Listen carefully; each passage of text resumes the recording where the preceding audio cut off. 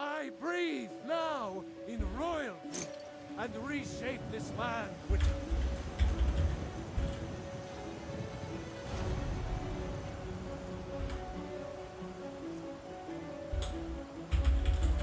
I do this for you, Red Legions, for I love you!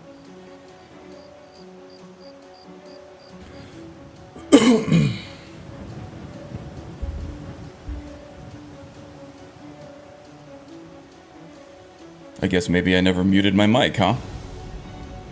Hope you didn't hear me doing something embarrassing. Sorry about that. Hello, everybody. Welcome to A Good Death, the Skyrim Permadeath series where the difficulty is...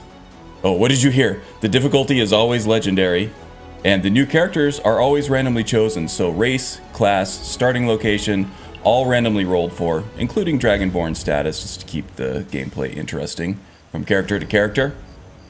Hello, everybody. How are you doing? Missed you guys.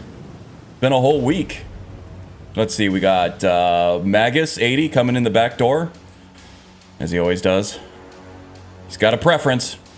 Gail Ulm, good afternoon. Hope you're having a good Saturday. Silent Echo. Music is slapping. All right. I think that's everybody for now. I'm sure we'll have more trickle in.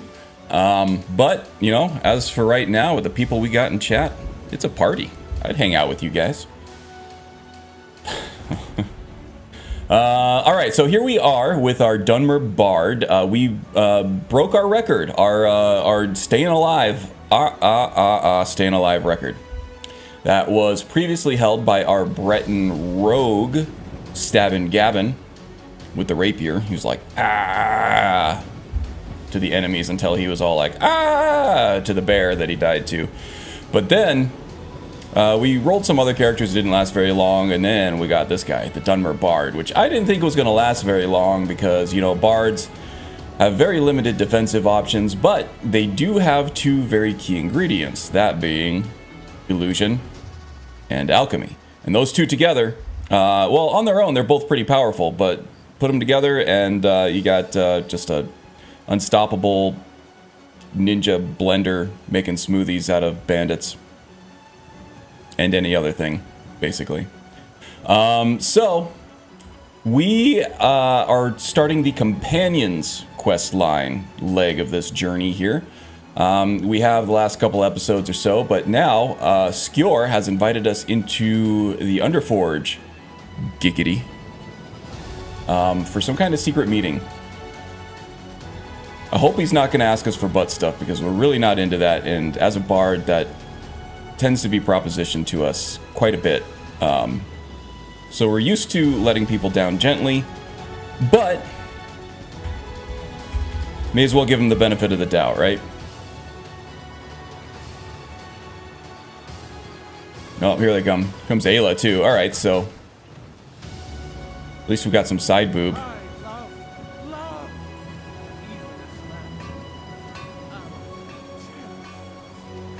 Wow, they are really taking their sweet time, aren't they? Wow, that hidden door is very hidden, isn't it? Really trying to keep this place secret. Excuse me. Yeah, sure. Ready for whatever test is next, buddy. This is no test, new blood. Best skill in the game for any build? I totally agree. Vanilla, Ordinator. I really haven't explored it too much on Requiem or things like Adamant or anything like that. But Vanilla and Ordinator for sure, and probably even Valkyrie. It's tip of the top in terms of power. Best skill for Requiem too. Interesting. Used for an Orc Berserker build, dual wielding axes that bleed damage make us a huge difference with high damage output. Indeed it does. Alright, Skjor, get in there. I'm glad you came. Absolutely, and that's really the only reason the Bard has made it so far is these paralysis poisons, and then the buffs that I get from the lab skeever stuff with all the fortified potions that I would hope you recognize Ayla. Even Ayla. Where's Ayla? To be your forebear. No, that's not Ayla, is it? What happened to the side boob? Well, I guess it's still there. It's just We do this in secret because Kodlak is too busy not trying the same. to throw away this great gift we've been granted. He thinks we've been cursed, but we've been blessed. How can something that gives this kind of prowess be a curse? So we take matters into our own hands. To reach the heights of the companions, you must join with us in the shared blood of the wolf. Are you prepared to join your spirit with the beast world, friend? Oh, okay. So what happens if I don't want to be a werewolf? That is your choice. We will not force you. But to join the circle, go blind. Proc lab Steve's giver then buff up like the Witcher and turn your bard into a wrecking ball. Yep, that's exactly what I've been doing to stay alive. So much so to the point where now I'm thinking about what the end game is for this guy. Furry side boob? Not my thing, but maybe for some. It's called French side boob. Alright, I'm ready. Very well. Those armpits get really out of control.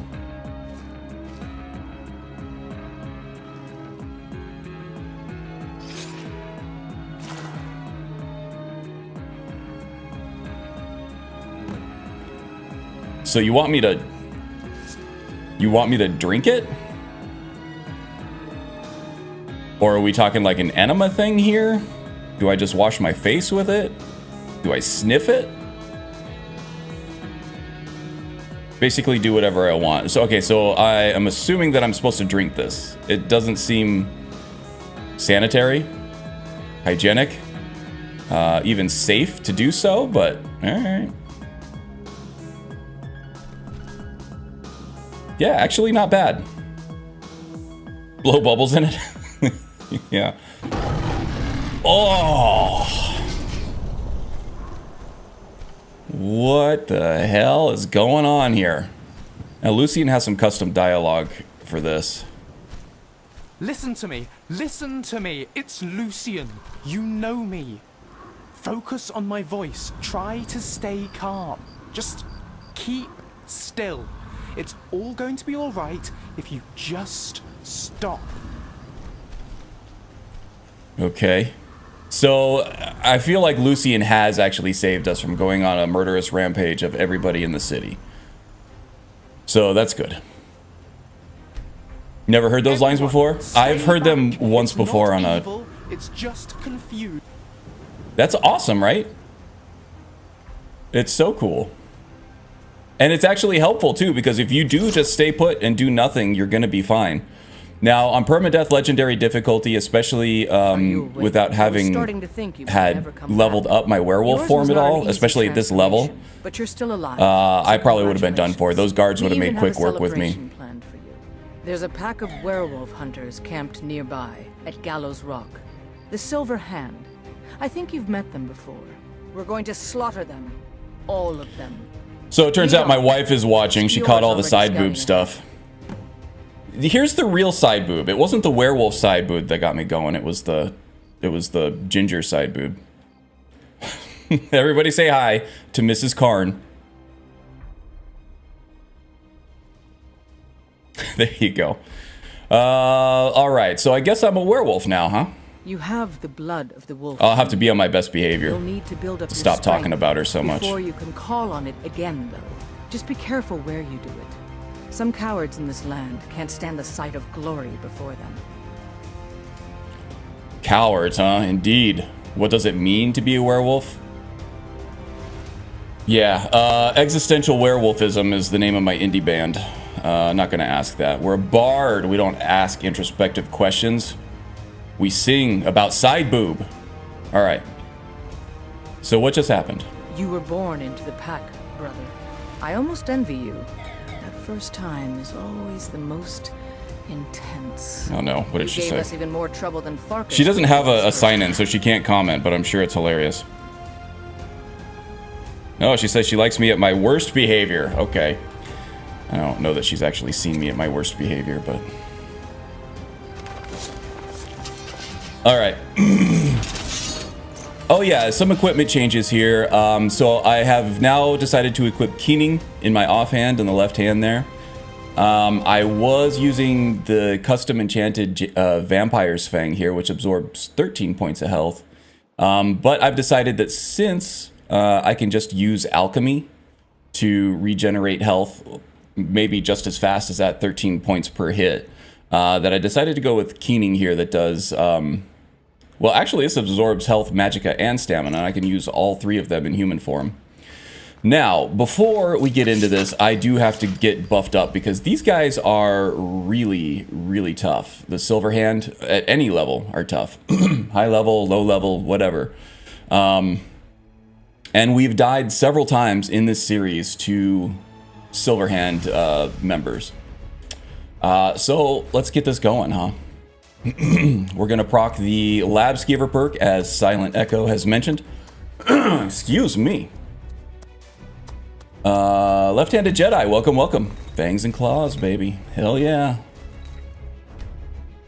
So, just using the Mortar and Pestle has procced our Lab Skeever perk here, which makes it so beneficial potions last 15 times longer for 20 seconds.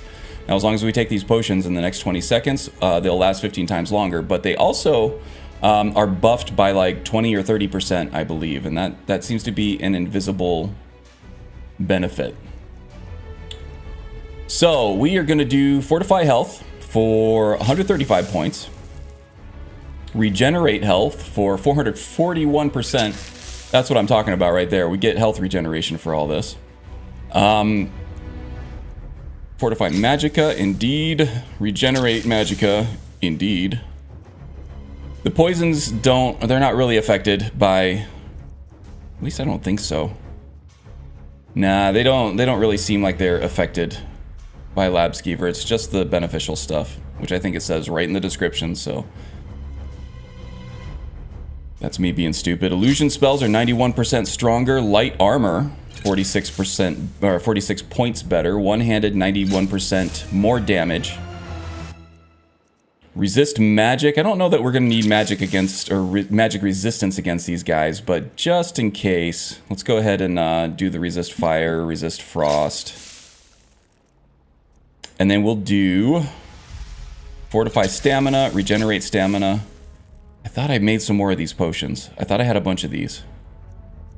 Oh well, we'll have to go back to Ryexen at some point and mix up some more fortify and regenerate stamina. I remember making a mental note of that in the last stream and I just never got around to it. Mistwatch early on is a death sentence for some character types. Notice they are very tough, the Silver Hand, the Mistwatch bandits too. Yeah, for sure.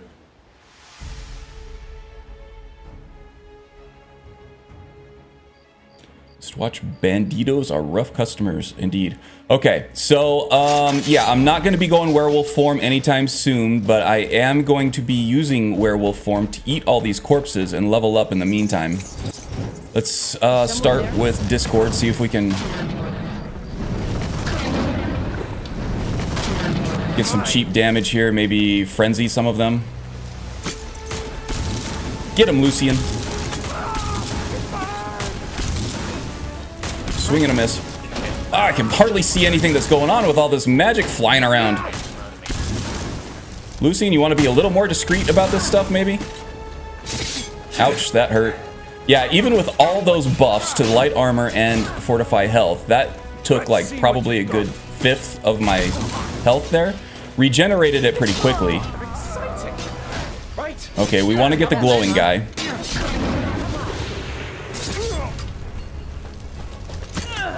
That satisfies the ancestors. It's these crossbows here too that really hurt. Block my attacks. How dare you? Okay, are we good now?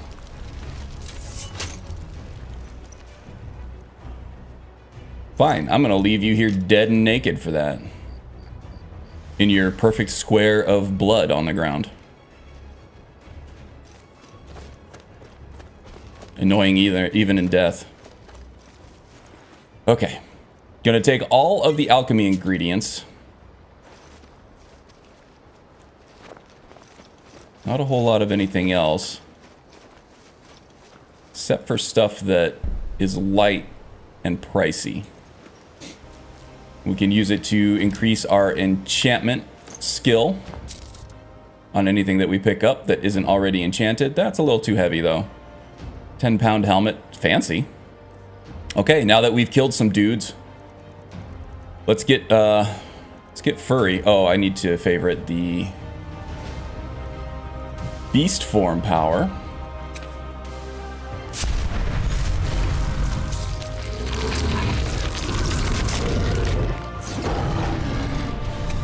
How'd I do, Ayla? Lucian, how's my furry side boob? Am I keeping up with Ayla? No comment? I don't like that. Alright. Nom nom nom nom nom nom nom.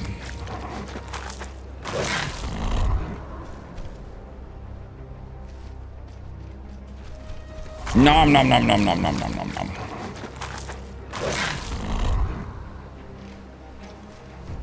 Nom nom nom nom nom nom nom nom.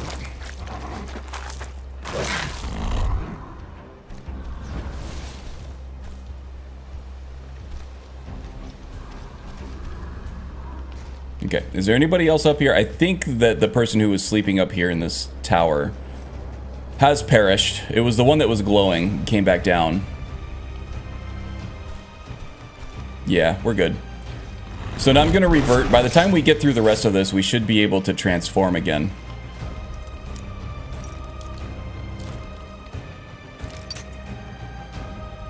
Silverhand Tartar, indeed. And I forgot to mix up fortify lockpicking potions too that I was going to do. Okay, so mental to do. Head back to Ryek's End. We need some regenerate stamina and fortify stamina potions so that we can power attack in perpetuity.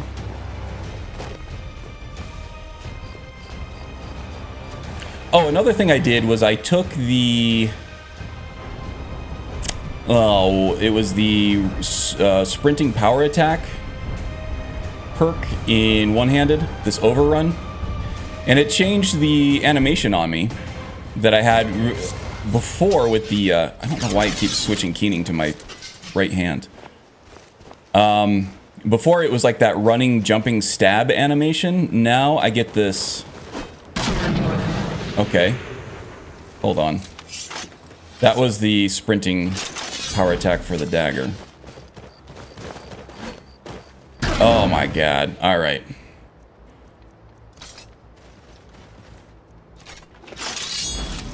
Skyrim is a buggy mess.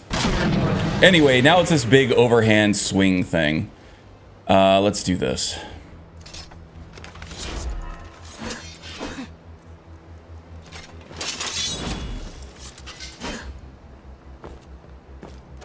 And the braggart name.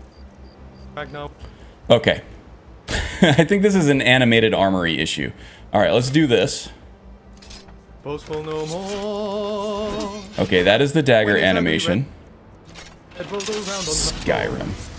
Now we have the sword. Okay, so now it's doing this like big overhead swing animation, which, you know, is fine. I think it's cool that when you take that perk, it does actually change the animation because it's doing more damage and everything now. But I think I preferred that running stab animation better.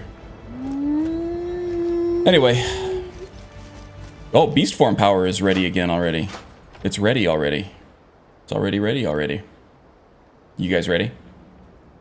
The Achilles jump stab from, yes, from Brad Pitt and Troy. It's kind of that iconic moment right at the beginning of the film when he's Look at this. Fighting that Cowards big must have old locked the place barbarian down looking when dude. Skior charged in. Stabbed him right down the Fear. right down the shoulder. Woo, werewolves of Skyrim, indeed. Okay, so yes, I am going to be... The Silver Hand, eh? This just looks like a regular old den of bandits to me. I doubt the world will miss them much. Probably not, but yeah, I'm going to be avoiding beast form for this, just because our human form is much more powerful. And if I get into trouble, I can take health potions. Okay. Ah, you wuss. Come here.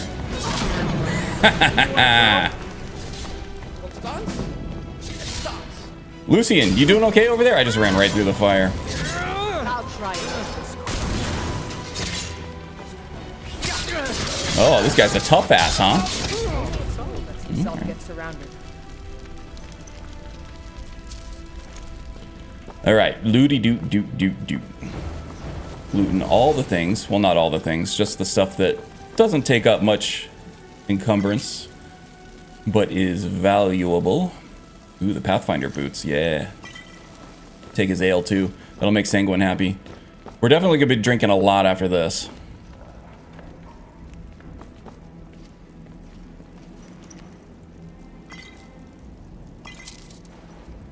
Wait, was there anything else in there?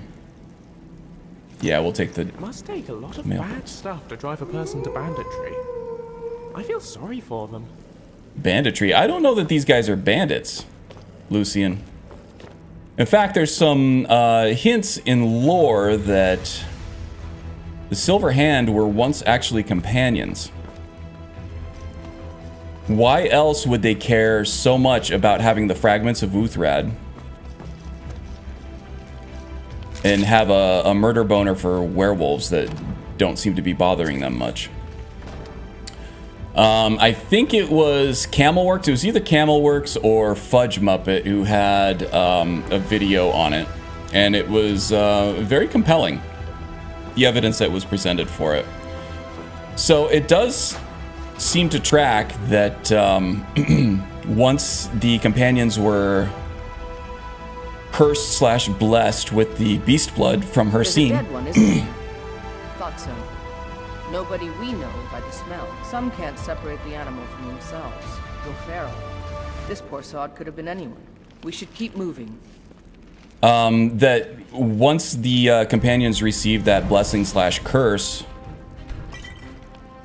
from her scene for the beast blood, that there was a splinter group that separated from the companions and became very anti-werewolf, These people and were more like companions purists.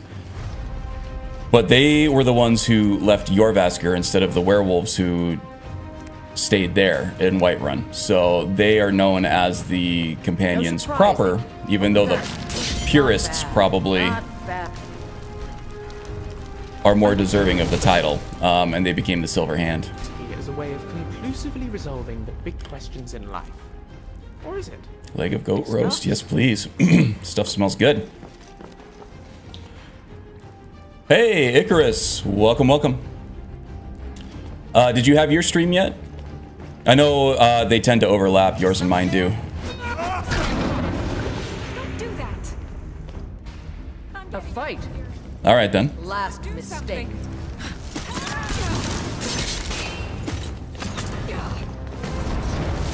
Okay, Lucian gave us some courage there.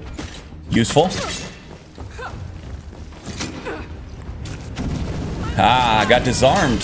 That's what I'm talking about. She had some rough armor on her too.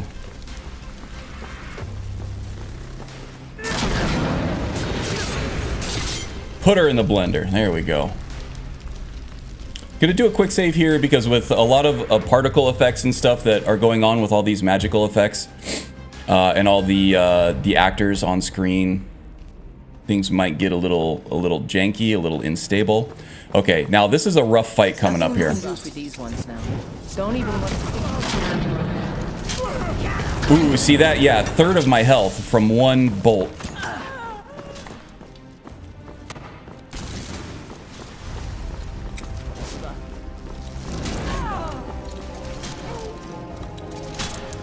This guy's the tough one over here.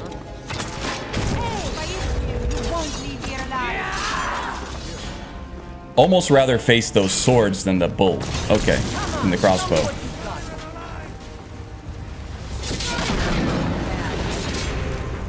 Wow, she survived like a whole, a full dual wield power attack on that one, and that does a ton of damage.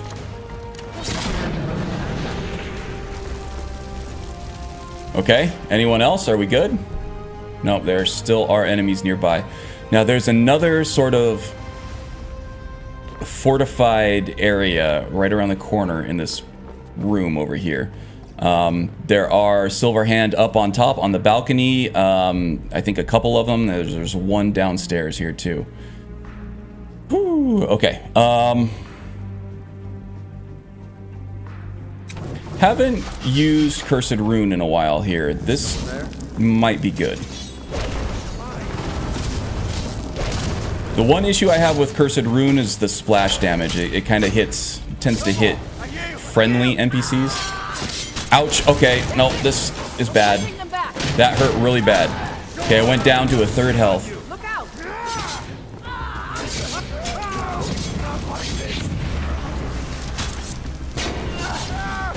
And I don't know who's the culprit. It was one of these guys in the mantle. I think that there's someone else up here shooting us with crossbow bolts.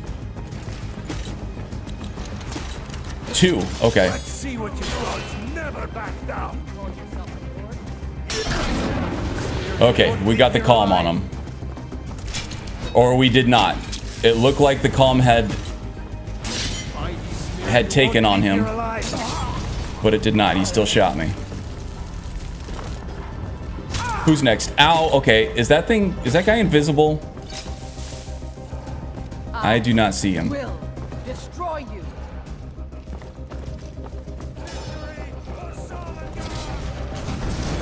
Thank you, Lucian. Sounds like he is fighting the familiar. Well done. He screams a lot like a little bitch for being as tough as he was, doesn't he? Ah! 300 coins for 7 points of encumbrance. I will take that. Hang on to your cheeks. Hey, Strudel. Is that morning coffee kicking in yet? Oh, master lock. Here we go. Hold on to your cheeks now. Let's see how many lockpicks this is going to take. This is some compelling viewing right here. Okay, a centimeter to the left didn't work. Let's try a millimeter to the left.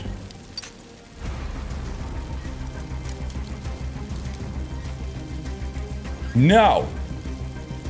You just unlock. There we go. See, you just gotta know how to talk to it. Is it worth that many picks? Well, I got plenty of picks. That's one thing, is the game does give you plenty of picks. Armor of Undying. This thing is really heavy, but I'm gonna take it anyway just because I don't know if I have that enchantment yet or not.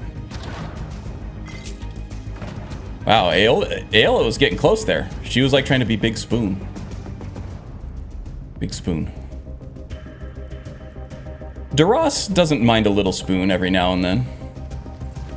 You know, he plays the big scary battle bard, right? And he plays like the hardcore heavy music and heavy metal music and stuff at the inns and taverns, but you know, sometimes he feels small and he needs to be vulnerable, so being Little Spoon sometimes, you know,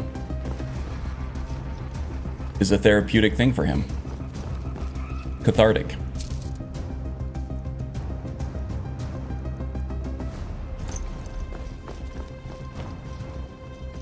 Pots and pans equals heavy metal music. Yeah. Mr. B, welcome, welcome. Anything else here? Yeah, the scaled armor's nice, but it's alright. Mercenary boots are light enough and valuable enough. I will take them. Okay, let's get furry again. I still haven't favorited the beast blood. How about that? Or the beast form.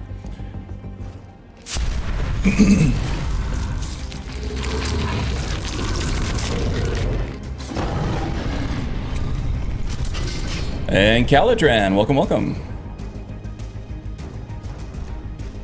Got a good crowd in here today. It's a whole ass party now.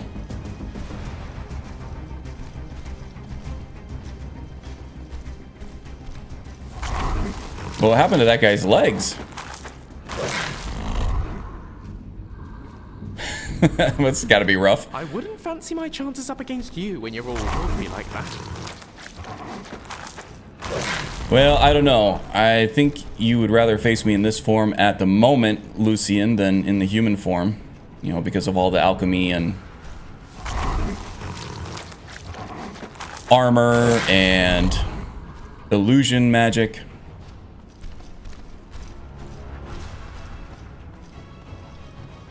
Oh, missed one. So eating corpses as a werewolf, it increases your werewolf level, and we do have a perk to take now in our werewolf perk tree. That guy's missing legs too. Oh, you know what it is? I think it's frozen electrocuted combustion having some kind of incompatibility or conflict with the armor mods here, because the body is not showing up. But if I take the armor off, then the body shows up, but the head disappears. Look at that. Yeah, boy. Skyrim is buggy enough on its own, and then you start adding mods to it, and then it just becomes a mess. But it adds a lot more than it subtracts, I think the modding does, so we deal with it, don't we?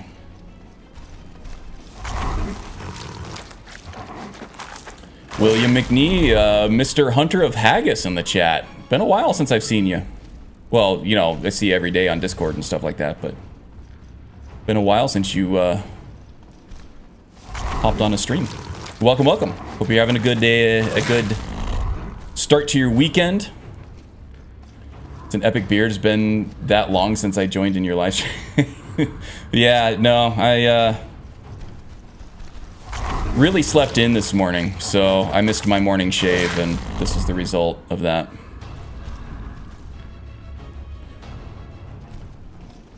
I don't know if it's been that long, but I don't know. When you see it every week, it doesn't look like it's grown as much. But I guess if you haven't actually been in a live stream for several months, then all of a sudden you see the beard. By the way, everybody, my wife, I don't know if she's still watching. Maybe she is, but she hates this thing. She hates this beard a lot. It's like the bane of her existence. She's grown to accept it. But she likes me a lot more without the beard, which I think gives me some sort of like secondary motivation to grow it. I don't know. It's human nature to want to annoy people, right? But saving those werewolf... Oh yeah, I could have taken them. I'm not going to use werewolf form for a while, I don't think, but maybe I'll take them after I eat Krev, if I make it that far. So if anybody wants to say how awesome my beard looks in chat right now where she can see it, just go ahead and do that, because I love it when people compliment me on my beard and she's around to hear it, because that annoys her even further. Oh my goodness. Is someone there? Like a true bard. Oh, one hit took half my life. I am just going right through health potions here like crazy too. 6 health potions left. I gotta be mindful of that.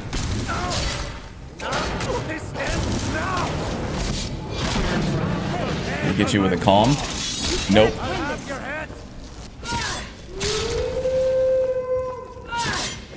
Coming after me. This guy is tough.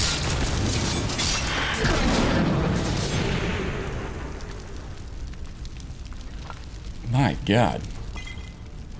As a fellow bearded man myself, I must say yours is simply majestic. Ah, there you go. Awesome beard. All hail the face fur. Yes, there we go. You see that, Mrs. Karn? Everybody loves the beard except for you. How about that? An official member of the Greybeards. It's an awesome and epic beard. There you go. Also, if you hate the beard, don't feel afraid to put that out. You're not going to hurt my feelings. I'm also not going to trim the beard because somebody in my chat hates it, so... Wind guide you. The wind does guide me with this thing. It's like if there's a big gust of wind that comes and like it blows through my beard, it does kind of move my head a little bit to the side. Kind of like a weather vane or something. A wind vane. So sometimes the wind literally does guide me. Now, if we're talking about our wind with a Y, W-Y-N-D, she should not be guiding anybody because she gets... I feel like she gets lost in her own hallway sometimes. Smithing increased to 10. Not going to use that, but I'll take the level progression, that's for sure.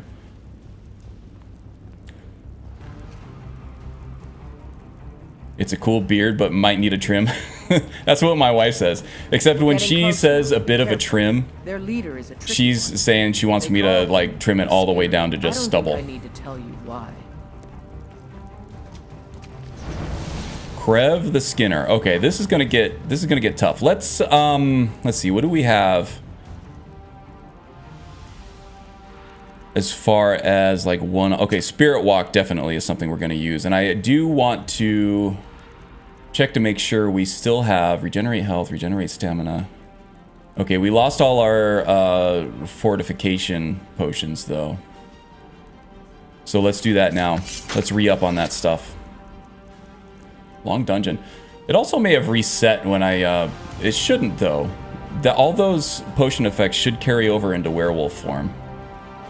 I'll have to do a check on that later, probably off stream. Proc Lab Skeever, yes indeed, that's what I'm doing right now, sir. Probably makes good use of post-it notes. Bathroom this way, yes. Labeling every door in the hallway.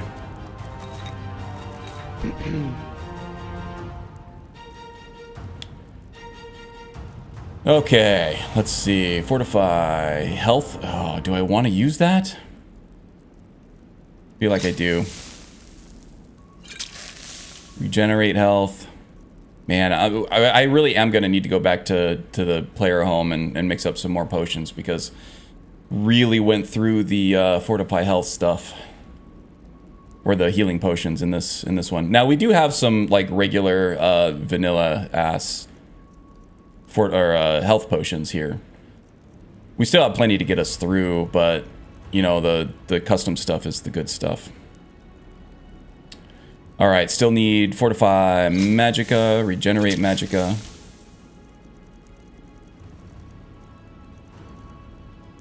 Fortify illusion. Fortify light armor, fortify one-handed. Resist fire. Resist frost, resist magic, just in case there's a mage. Now, Silverhand usually don't have mages in their ranks, but I have died to a Silverhand mage throwing fire bolts at me before. And that was rough, because as a werewolf, you are actually weaker to fire. As a Dunmer, you're stronger against it, so it kind of balances out. And then, you know, I have potions to help fill that gap a little bit more, too. So we should be okay. So I got the Discord spell ready to go. We're going to see if we can Fury some of these guys right off the bat. What was that? Eat some Fury. Eat some Fury. Ooh, okay. Gonna be like that, huh? How about some paralysis poison?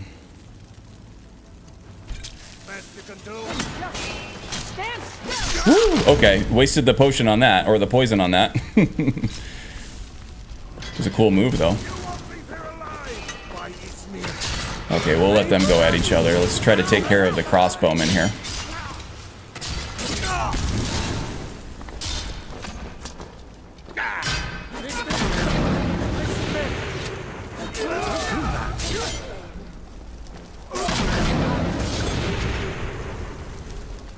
Bastards.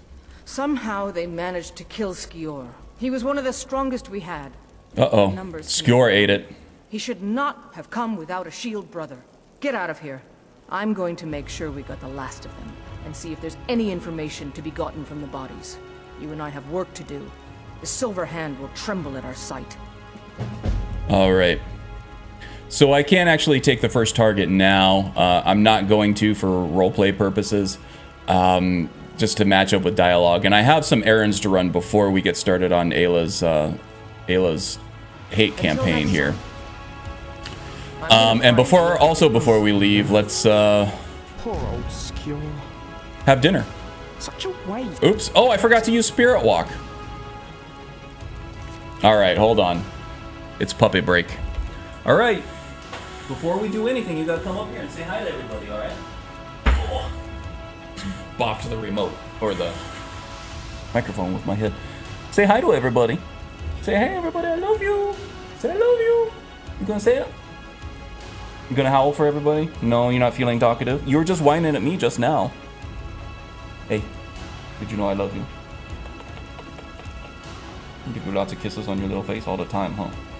I know. There's barely any room for any more kisses on your little face. But you always ask for more. Yeah, we're stacking it all real high, huh? We're stacking those kisses real high. Okay. The puppy has beckoned, and I have to go get her a treat. I'll be back in just a few seconds, okay?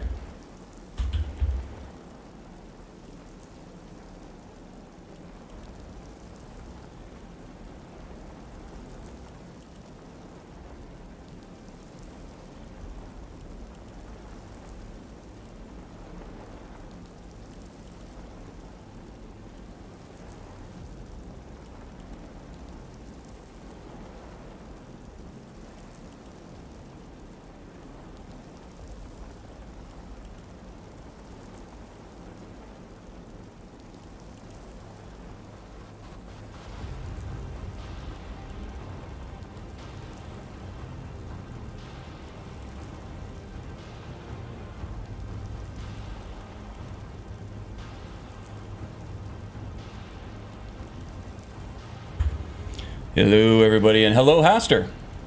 Hello to the pupper, too. All right. So, yeah, I forgot to use Spirit Walk on that, but we got through it okay. Just through the use of illusion spells and paralysis poisons and buffing up via alchemy. Ooh, Crimson Archer gloves. I think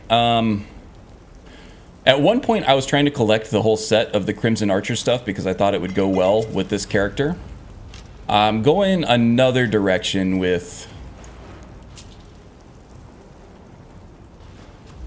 his look, though. Kind of darker than the Crimson Archer. But I still might try to complete that set. I don't know if I have shock suppression. Okay, lots of good stuff in there. Yeah, here's all the ancestors that I could have summoned to help in that fight, but I just forgot to use the power. Back to beast form. We're gonna eat all these dudes.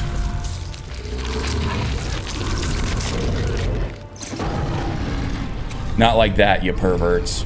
Like, literally eat them. Bunch of sickos. Banditry don't seem nearly as glamorous as the stories make it out to be. I feel like I can usually feed on these skeletons here too, but not this time for whatever reason. Okay, can't forget to spend our perks that we've accumulated before we switch back out of werewolf form here. Now, eventually, we are light armor, so we can take the unarmed perks in the light armor tree and really buff up our werewolf attacks. Alchemy effects still do carry over from human form to werewolf form, so especially with Lab Skeever, we can take like regeneration potions, things like that. And that'll all carry over. And I can also use enchanting, the spell scribe perk. Choose the bandit life? Or did the Excuse bandit me. life choose them? To proc spells on power attack, and that works in werewolf form too. So we have all the tools to become a very powerful werewolf at some point, but it does take a bit to... Excuse me, Ayla, I know you really like Skjor, but he looks so good. I just gotta eat him up. Nom nom nom nom nom. No disrespect, of course. But it takes a while to get leveled up to that point where werewolf form is... Oh, and then I totally forgot to take the werewolf perks. Right as I made a mental note. Not to. Yeah, well.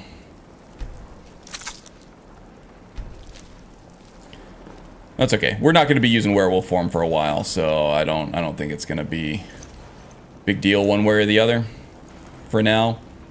Be careful. Oh, you be careful. I know exactly what I'm doing. Seed of Life, Restoration. We don't use Restoration. Band of Illusions. I think we have this one already. I think we're actually wearing it right now.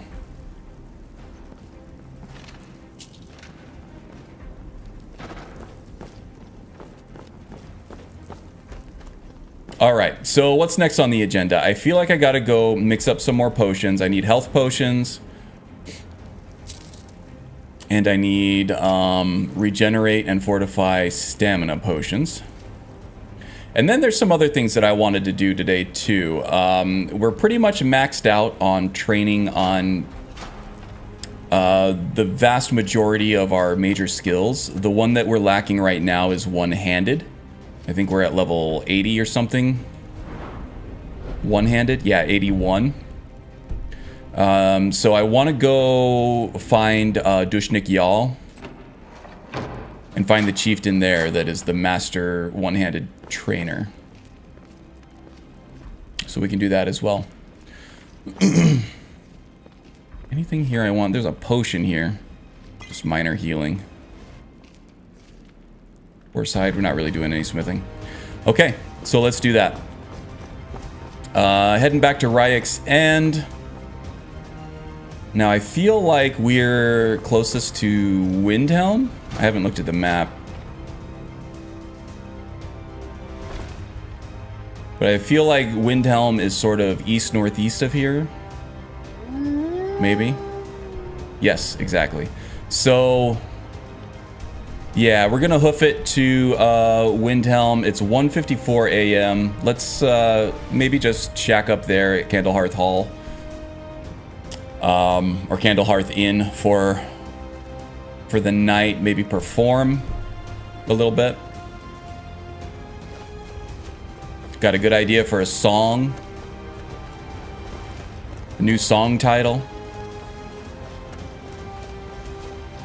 Eat Skjor, yeah. Mentioning the orc strongholds makes me think of getting Volendrung and the guard saying, "What do you plan on doing with that hammer? Knocking down a building?" Do they actually say that? Is that a vanilla line? I wouldn't be surprised, but I would definitely be pleased. I haven't really had a lot of characters who spend a lot of time with Volendrung. It's a great weapon, though. It's got a paralysis effect on it. Suppose a werewolf wearing the Ring of Namira wouldn't work? No, it wouldn't, because when you transform to a werewolf, it strips you of all your gear. It's a vanilla line.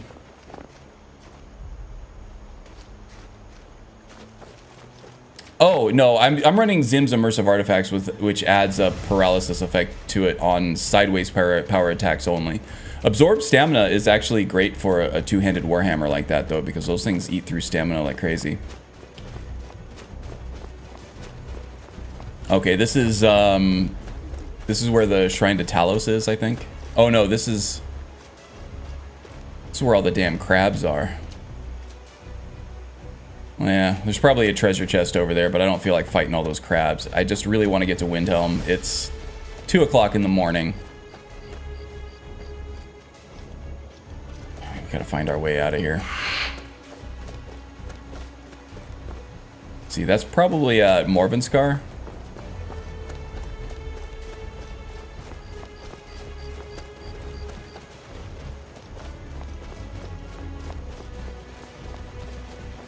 We shall find out soon enough. The ancestors, the voices in our head telling us to go kill this guy.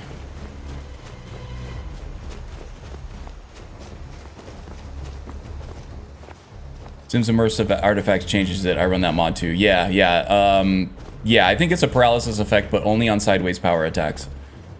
The Ebony Mail, yeah, the Ebony Mail. I like, yeah, there are some things that I like better in vanilla than I do with Zims, but oh, there goes Keening again. Keening always wants to, and now I got the dagger animation again. Okay, we got another crossbow. Is that another silver hand? Ouch. Okay, well that didn't hurt. That's not another silver hand. That's just a regular bow. Start running so I can stab you in the back. Oh, you think that's how that works? Oh, look at his tiny little shield. How adorable. It's tiny. Anybody else? I don't even remember there being a bandit camp out here. It's a real small one. Almost as small as that guy's tiny little shield. Okay. Oh, there's Ayla. Caught back up to her. Is there a chest or anything over here where they're hiding their loot? Nah.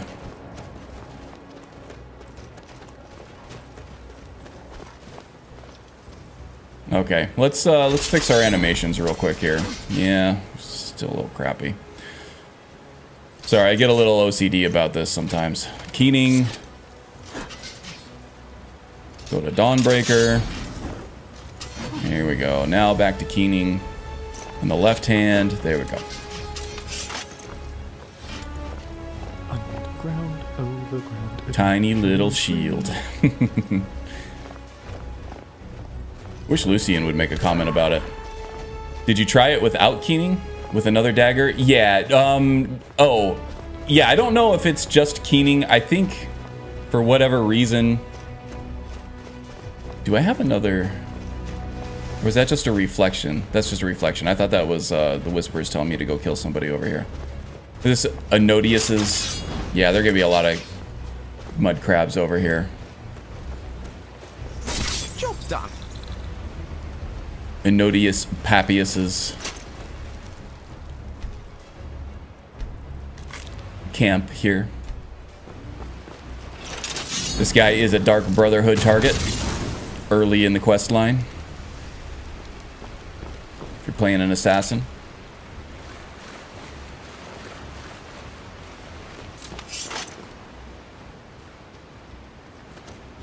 Okay. Well, that gives me my bearings. Okay, try it without keening with another dagger. Yeah, I haven't yet. Maybe I'll try that off stream. It's not a big issue. There's a really easy workaround. Just have to unequip the dagger, re-equip the dagger, and then equip the sword, and we're back in business.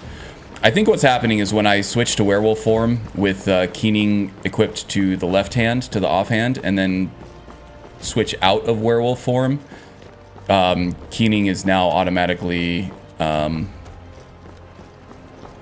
equipped in my right hand, and then when I use the Sky UI hotkey to change my equipment set to get keening back in the left hand, it keeps that that dagger animation. And I think that's just the sort of side effect of running the Sky UI gear sets along with animated armory that changes the dagger animations to that sort of backhand dagger equip animation.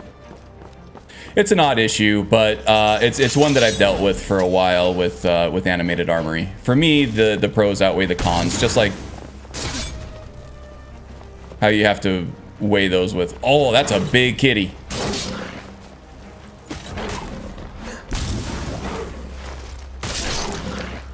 Oh, another Achilles move there. Keep pressing the light button, but it allows me to advance it by one. Nice. Macadamia, how you doing, buddy? Feel like I haven't seen you in a while. I haven't been able to catch you on any of your streams lately.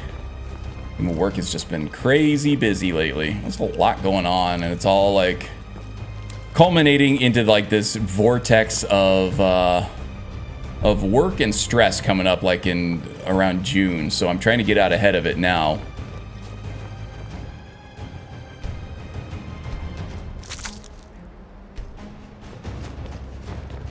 Been having to focus a lot. Focus a lot at work. Haven't been able to join any streams or anything.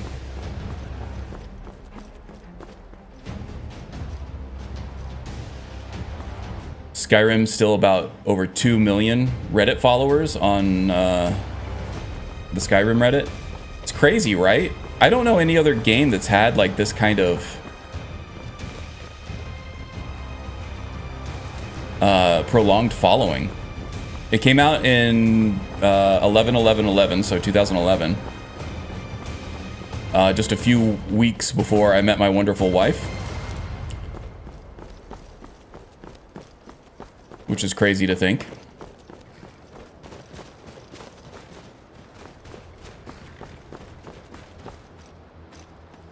It's okay, I took the week off due to IRL obligations. Oh, okay. So I haven't missed anything. I don't know if I've mentioned, but I really don't like it here. That issue I mentioned yesterday, glad I did. I wound up reporting it to Nexus staff. Apparently that link had north of 32 different viruses if you use the uninstall exe. Good God. I thought that was shady. You know, maybe it's one of those that Hamstersoft stuff was maybe legit at some point back in the day, but that's an old site. You said that was from like 2013, right? So that's 10 years old. And then just somebody got a hold of it at some point and just destroyed it. Well, good on you. Oh, did I freeze? I think I froze. Oh, big stretch.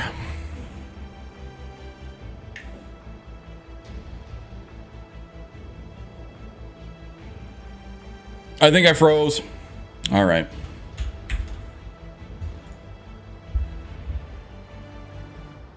Not responding. Yeah, I know.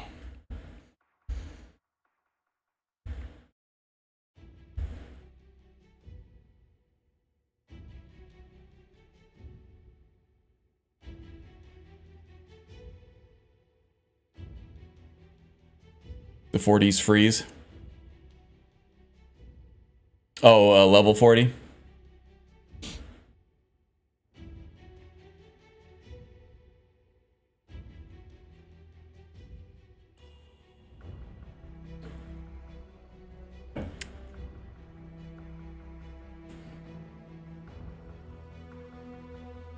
Just retooled the mod list and it's actually working better. Nice.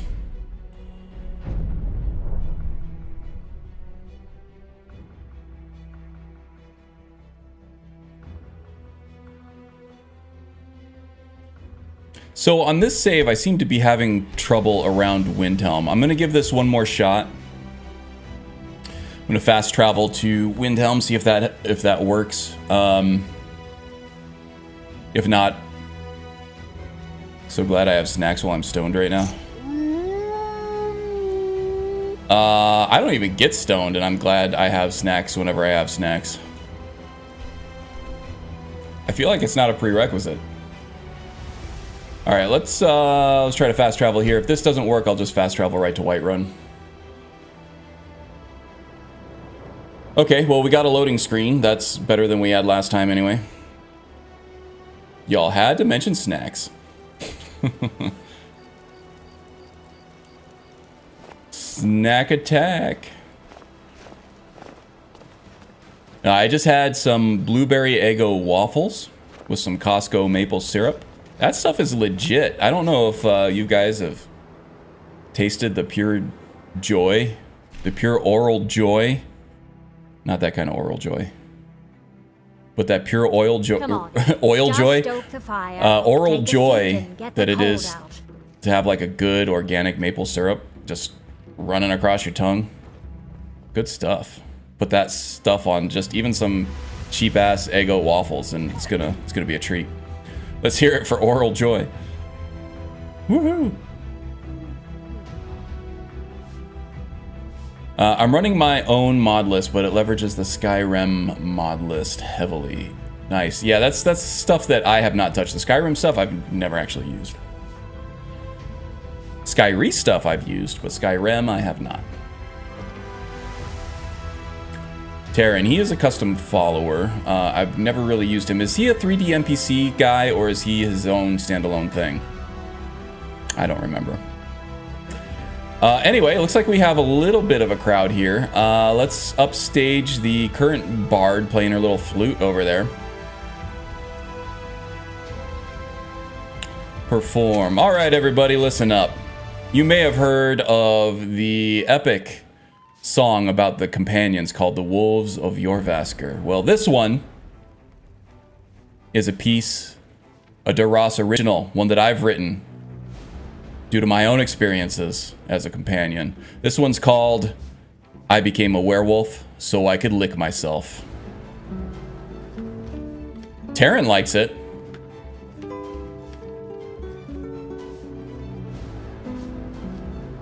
Definitely not vanilla.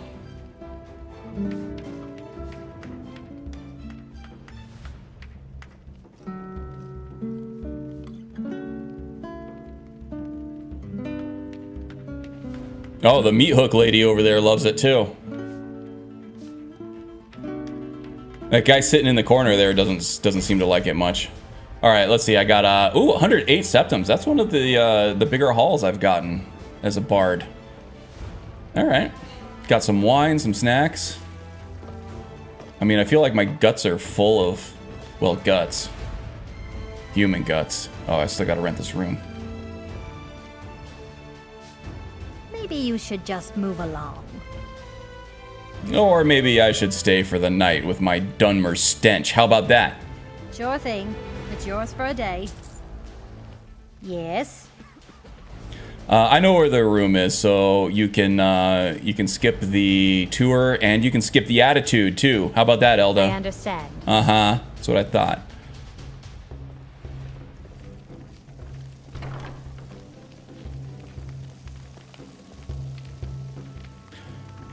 All right, let's get some sleep. We'll just do we'll do 8 hours. Oh, you know what? We forgot to tie one on. We usually tie one on every night just to make Sanguine happy. Got a lot of booze. I'm gonna keep the haunting brew just in case we run into the merry revelers at any point.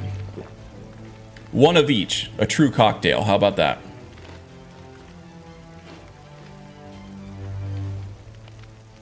Feeling well hydrated. Yeah, I should at this point. Do 10 hours. Or sleep a little late. That's okay. Wake up at noon.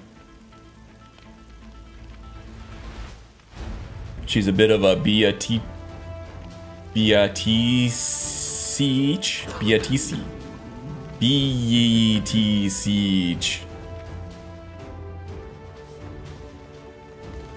I don't know. I tried. Echo. If you're stoned, that probably sounded pretty crazy. Biatch. There you go. Bravo. Encore. Is what it was. Okay. So let's see. Yeah, now we're headed to Whiterun, Riverwood probably. Let's head to Riverwood. That's closer to Ryek's End. We're going to mix up a few potions, and then we're going to head to Dushnik Yal. So we were training with Aethys a little bit, and this is the roleplay part of this. Duras shouldn't know about Dushnik Yal and the Master One-Handed level trainer there. Or the Master level One-Handed trainer there.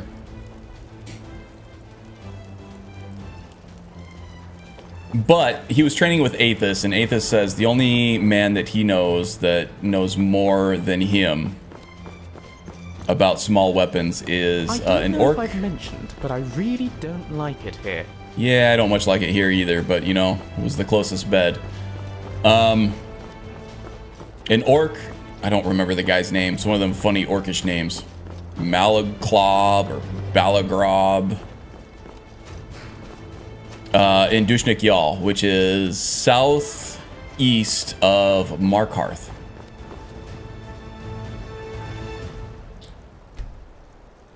So Riverwood first, which will get us to Ryek's End, and then we'll take a carriage to Markarth, and then from there we'll go search out Dushnik Yal and this legendary swordsman trainer.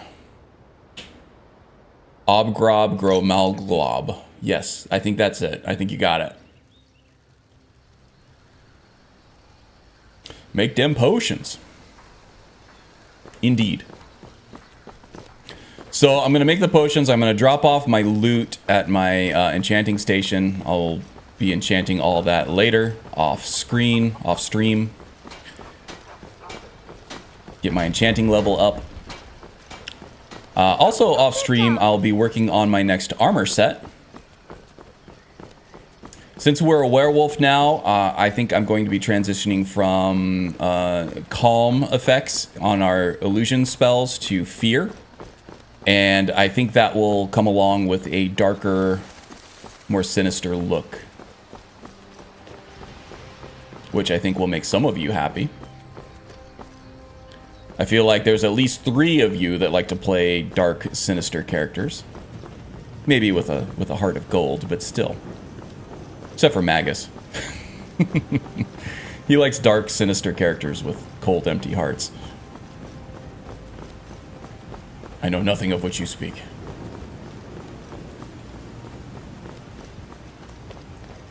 Volkihar Knight is good, but I think I tried to run that one time and it conflicted with something else I had. I think it's incompatible with Sacrosanct or something like that. Love them edgy character archetypes. Yeah, and it's the dark, edgy character type is a popular one. I mean, I have way more views on my Shadow Mage, the Shadow Ninja stuff, than I do anything else, and that's the darkest, most edgiest character I've made. Except for this one. This guy's pretty dark and edgy, but he's a bard. That's different. I feel like the oh yeah, here it is. We're going contractor. Sneak peek. I don't know about the mask. We'll probably wear the mask in combat and when we perform, but just everywhere else will be hoodless, I think. What am I doing here? Oh yeah, let's go ahead and drop off all the ingots while we're here.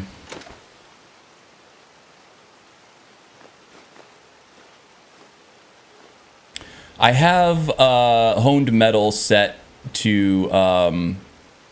it doesn't allow me to contract smiths to temper, but it will allow me to create stuff, and that's just so that I can get... Because there is a chest over by the Lady Stone, I believe, that has all the contractor armor stuff, but I've already looted it and sold it off, so I didn't know where it ended up. It's probably gone forever. So I had Eorland craft me up some of it, and it cost 20,000 septums to have him smith up this entire set.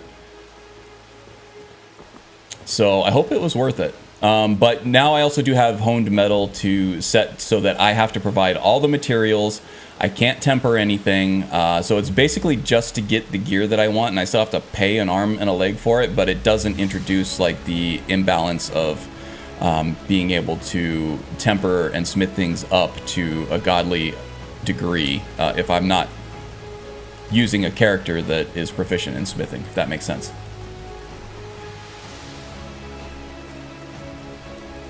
I have a necro-made Dunmer, super dark innate. Ooh, nice.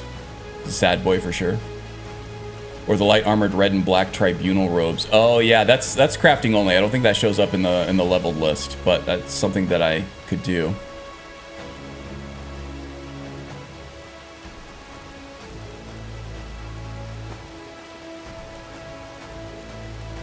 Eorland's laughing all the way to... Yeah, he could probably retire at this point. Okay.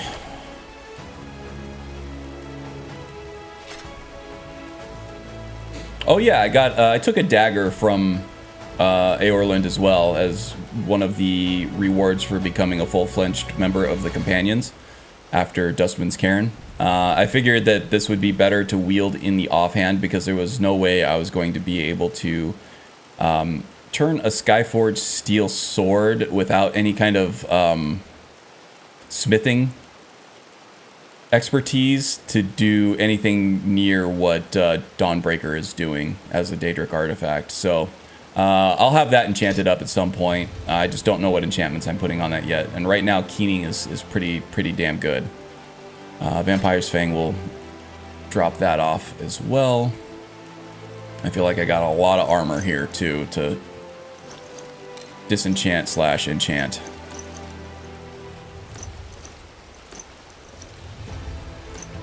Okay, so encumbrance is back to acceptable levels.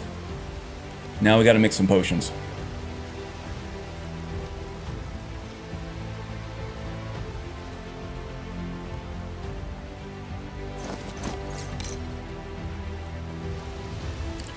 Alright, we got our crafting gear on. Let's go ahead and grab the rest of the alchemy ingredients, because I don't know off the top of my head which ones I need, because I have the everything that I have has unknown stuff. Eye of Werewolf. Yeah, let's go ahead and learn some of these effects here too. Now that we're a werewolf, I'm not going to accidentally become a werewolf by sampling some werewolf blood or anything like that. Regenerate health. Eye of Mammoth, huh? Eye of Werewolf.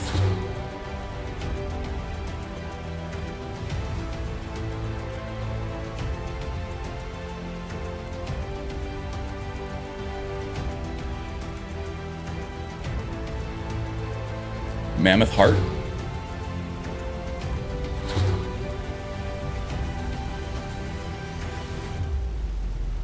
Something made us feel funny here. Werewolf Heart. Werebeast Blood.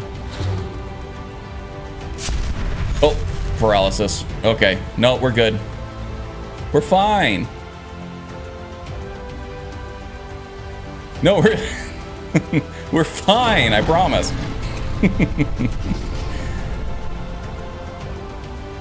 What's up, Luce?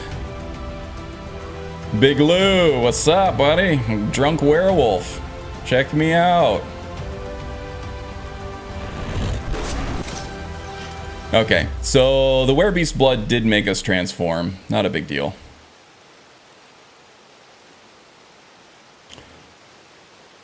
Alright then. So we're going to need Fortify Health. which basically we're going to do blue mountain flour mixed with wheat. And I think we do have Sindarian Serendipity and double toil, double trouble, or whatever. So I think every potion is going to give us 2. Yeah, there we go. So let's just do 10 of these. It'll give us 20 health potions. I think that's plenty. At least for the rest of the stream, I hope. We also need Fortify Stamina. What do we have the most of here? Garlic and lavender. Also, though, these Hunter-born ingredients will give you a much stronger potion. So stamina is increased by 312 points if I'm using large antlers. If I'm using garlic and lavender, I only get 73. Okay, so it looks like it's the large mud crab chitin there that's giving us the biggest boost. We'll pair that with the Charis egg since we have the most of that.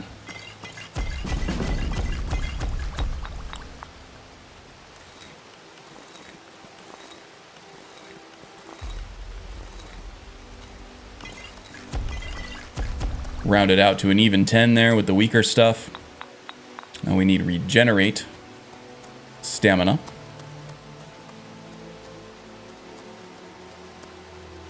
We have more troll hearts. That's a hunter-born ingredient, and the fly amanita is fine as well. 276 degrees percent faster, as opposed to the 92 with the vanilla ingredients. 221, 276 is better. Okay, there we go. All right, potions are mixed. Put this stuff away now.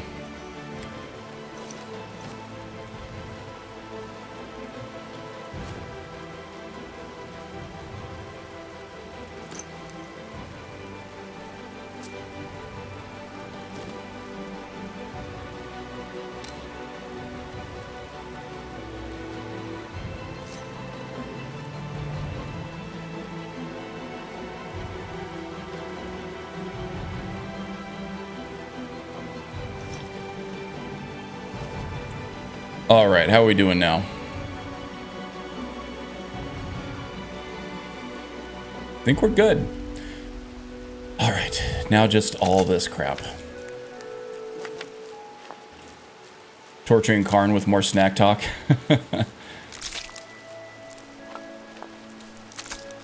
Had to go get a waffle after the snack stuff. Oh, nice. Double toil and double trouble. Fire burn and cauldron bubble. I better know that, unless they'll rescind my degree. You went to the witches' college? You got your archives degree from the witches' college? Well, at least all your obscure ingredients will be well organized. Okay, English major, my undergrad degree. Gotcha.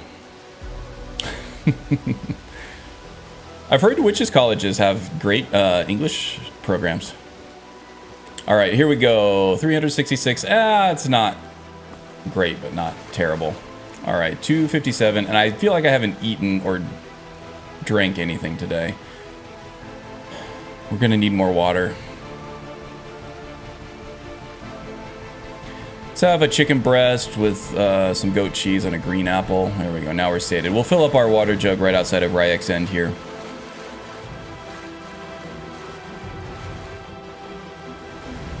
Oreos.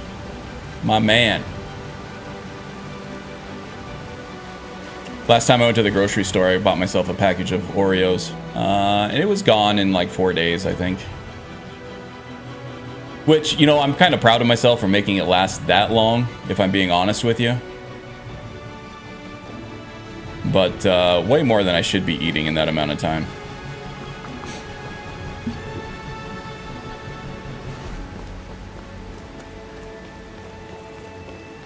Oreos.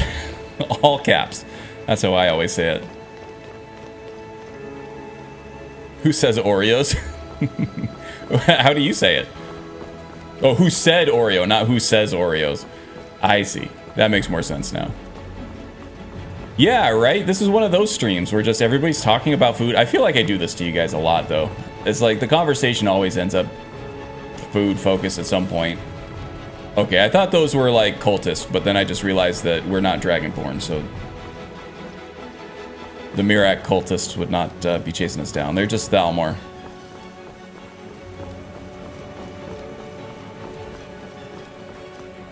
It's an interesting helmet. Oh, that's not a helmet, that's her hair. I was like, it's an interesting helmet. I don't think I've seen an elvish helmet styled like that before. All right. I mean, her hair looked nice. It just looked like a helmet from the back. She looked like she spent a lot of time on it, so I don't want to say anything, but it's a little too much product. She looked real proud of it too. Did you see her like looking at us with that big smile on her face? Like, yeah, I'm looking good today. It's crazy that Thalmor put out hits on you as well. Yeah. They do. Cities. We're going to Markarth, the city of stone.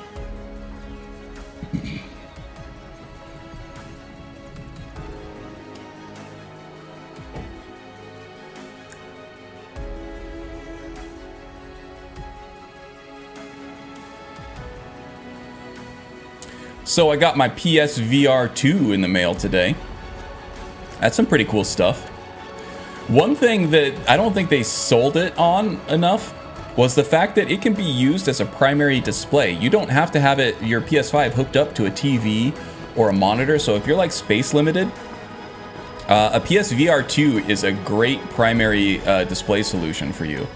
You can plug it right into your PlayStation 5, set it all up on the screen, and you get a 4K 90 hertz screen that's like always at the perfect distance from your face. It's really big. It's completely immersive. You're always going to have ideal lighting because it blocks out the light on any side. I mean, the only downside is you have to wear basically this little helmet on your head for as long as you want to play. But I played for probably a good 90 minutes, Gran Turismo 7.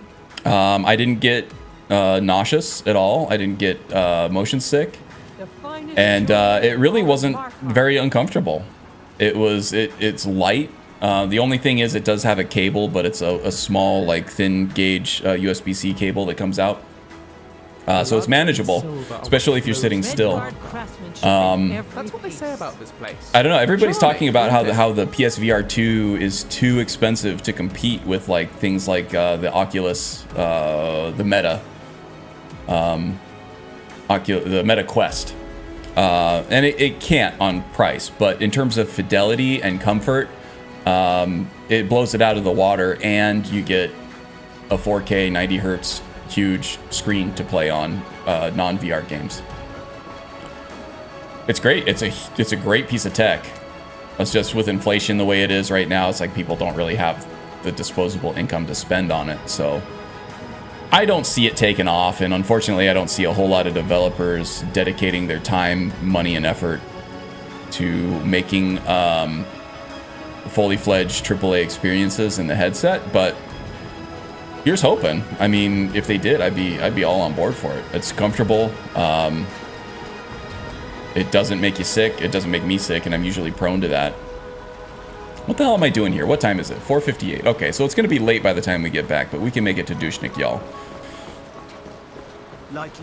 So yeah, I'm a fan of the PSVR 2.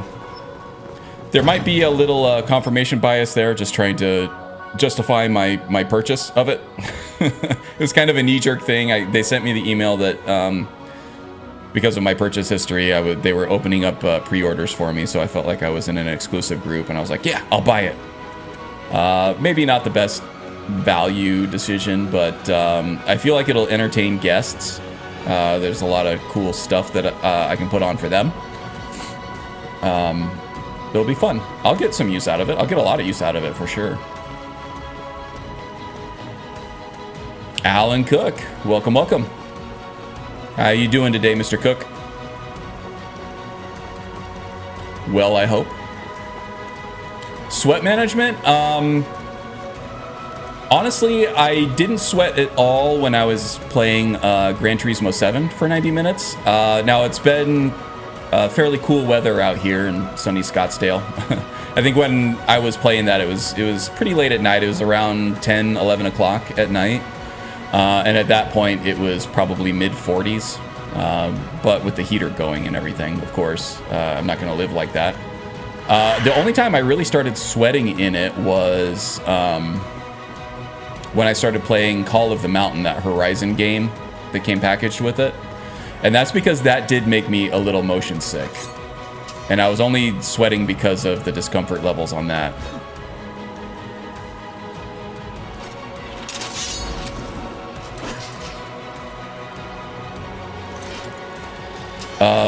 But that dissipated pretty quickly. It's a great headset. It's light. It's all open on the top. It has like a little pad that goes on your forehead and then a strap that goes behind, and you can kind of tighten it. It stays in place really well. Yeah, it's light. It looks great. It's comfortable. I could probably have played it for more than that hour and a half. Who is trying to fight me? Did that goat go aggressive on us? Or is there a Spriggan around here somewhere, maybe? Yep, there it is. I knew it. Did I get him?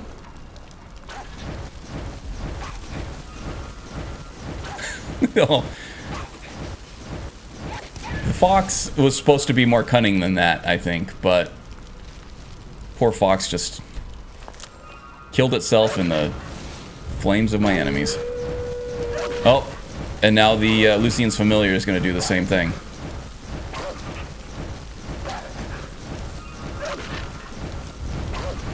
Oh my god, you guys get out of there. I'm trying to loot the stuff and you're just standing right on it. Look at that Familiar's just insistent on burning himself to death. Okay. That was annoying. Damn it.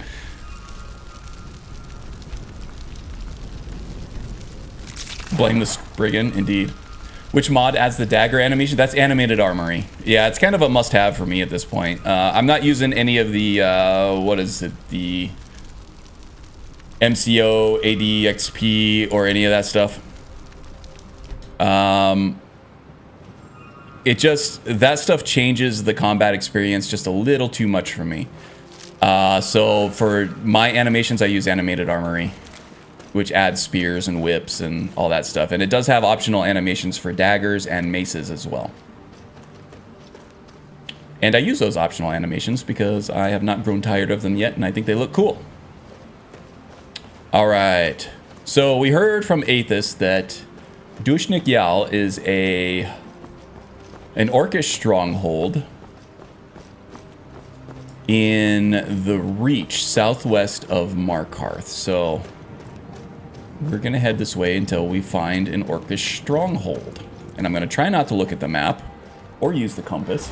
Oh my god, there's a bear. Okay. That scared me, but we should be fine. Now, our previous record holder for permadeath died to a cave bear on the road, so I'm going to be very careful about this. Job done. Gotta admit, I got a little bit of terrifying flashbacks there from Stabbing Gavin. But it turned out okay. Tried the soul style animation mods, gotta say, not a fan, even the new stuff. I would like it. So far from what I've read is that that stuff isn't all compatible with controller yet, especially if you want to run with a dodge mod. Okay, here's that orcish stronghold. So it'd be a lot of integration work for me, and I have to have some kind of like joy to key setup that maps my controller inputs to different keystrokes. And I already have controller mods and stuff that I like. So I think it's just too much work for me. And it feels un-Skyrim, right? If I wanted to play a Soul-style game, I'd play Elden Ring or something. Skyrim, I like the way it feels. I might be in the minority there, but I like Skyrim. I feel like it's... This is our stronghold. Here we are free to It's live kind as of an Malachi acquired taste. You got to find your own away finesse, from but the there are barbed things that you eyes can and add to it lords. that add You are in not an orc, that our skill. bloodkin, so stay out. Things like timed We only blocking, help parry our mechanics, own. and things you can add to it without having to completely overhaul your game and turn it into a Souls game.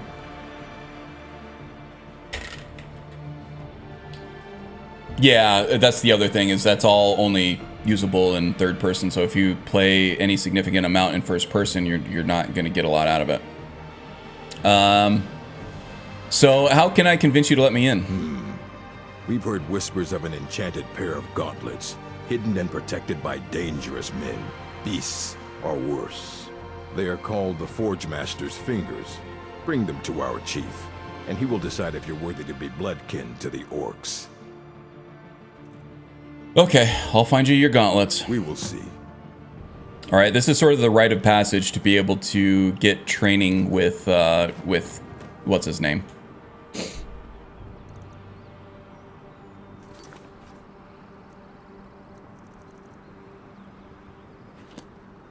Forge Master's Fingers. Oh, we got a dragon fight here too, a dragon tooth crater. Okay, well at least Dragon Tooth Crater is not like a huge dungeon like Hag's End up here or this place down here. I don't remember what it's called. But we do have some travel. Let's see. So I think we're going to come up here to Karthwasten, and then we're going to head around this mountain and then around the corner, and then Dragon Tooth Crater is going to be right there. And we're going to have to fight a dragon. But we have the proper alchemy support to do so now. So it was good that we took that break at Ryek's End to remix some potions. Tom Mole, warm sands to you too, friend. Hope you're doing well. Magic fingers. Ooh. Oh. Left-handed Jedi with his left-handed magic fingers. Begs the question, what's he doing with his right hand?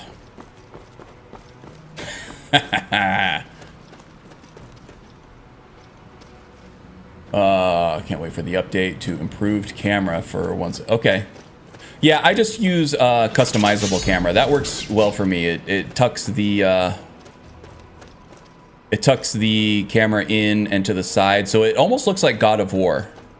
I don't know if you've seen any footage of that, but it's useful to have like a tighter camera angle with like timed blocks and timed dodge rolls and things like that.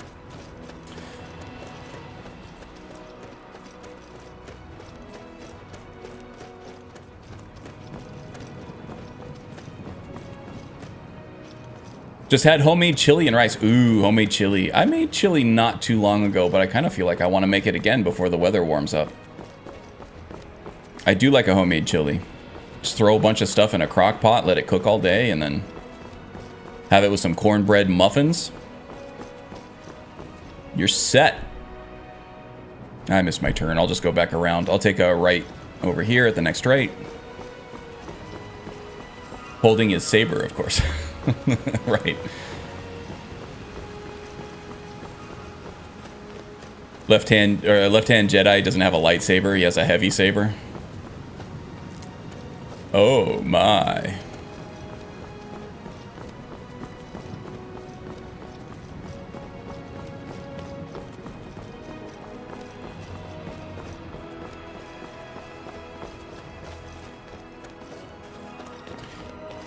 All right, so this shouldn't be too much of a cross-country thing here.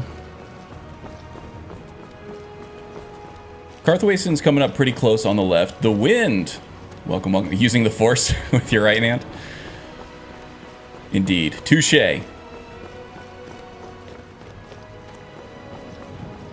How you doing, the wind? We were talking about you earlier.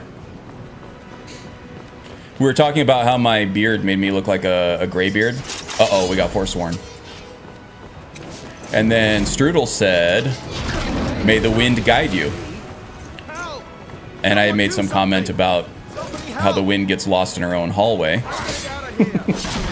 So I don't think I want her guiding me anywhere. Oops, I just killed the familiar.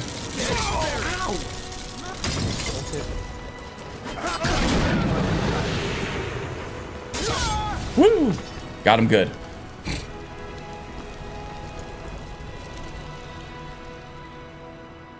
One's heavy, one's a little lighter. We're so adult here, right? Are you using better harvesting? I see that you're getting multiple ingredients from flowers and such. Oh no, I have a perk that I get two ingredients.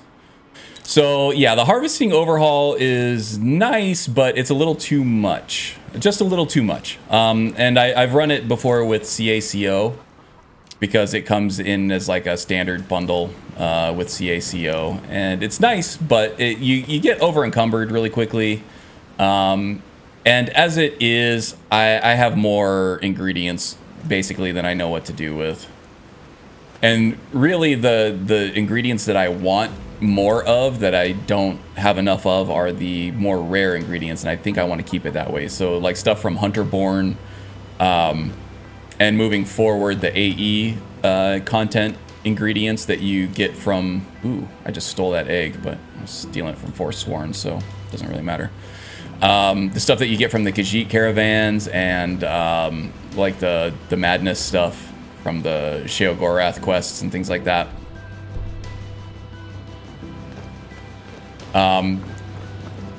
Yeah, the more powerful stuff is rare, but it should be. Uh-oh. Anti-gravity salad. All right, let's take care of this here.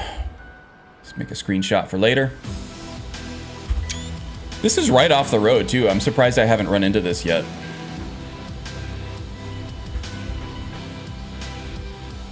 Just make a screenshot of this now, and then I can search those form IDs and set them as disabled, startup disabled in SSE edit, and they'll just be out of there. It's a conflict between, well, I think it's just a bug. Oh, excuse me. Just a bug with the tree mod that I'm using, and it might be a conflict with a flora replacer if I have a hanging moss replacer, which I'm not sure if I do or not. It's been so long.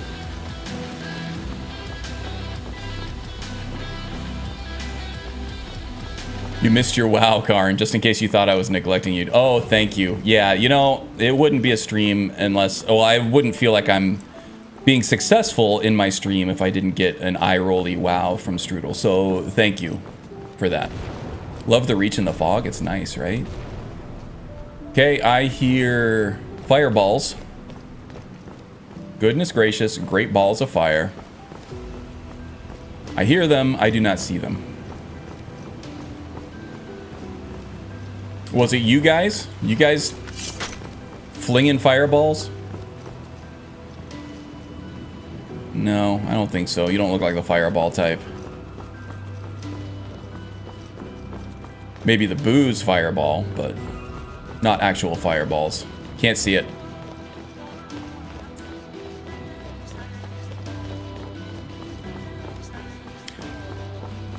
I love the snowy trees area when heading towards Dawnstar from Whiterun. Oh yeah, it's kind of like a slow transition. Flingin' Fireballs, your new indie band? Yes. Flingin' Fire... Oh, it's probably the Vigilant over here. Probably killing some... Atronach or something? I don't know. I don't see anything. Yeah. Flingin' Fireballs from my butt. I did have Chipotle last night. I got this big burrito. So my burrito order from Chipotle. I used to do brown rice and black beans, but that was like too much fiber. It made me uncomfortable. So I switched to white rice and pinto beans that taste better, in my opinion. You still get plenty of fiber from the pinto beans. And then I put chicken.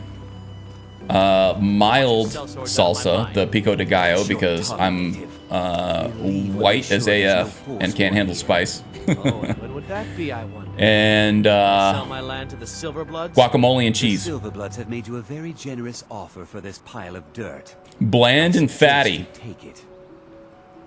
Kind of self-descriptive there. Yeah, I feel like the flavor profile, like the words you use to describe your flavor profile of your burrito, kind of also describes you as a person. Killing the sexy flame Atronach. Kill that mercenary group at this. Yeah, no, I feel like... So...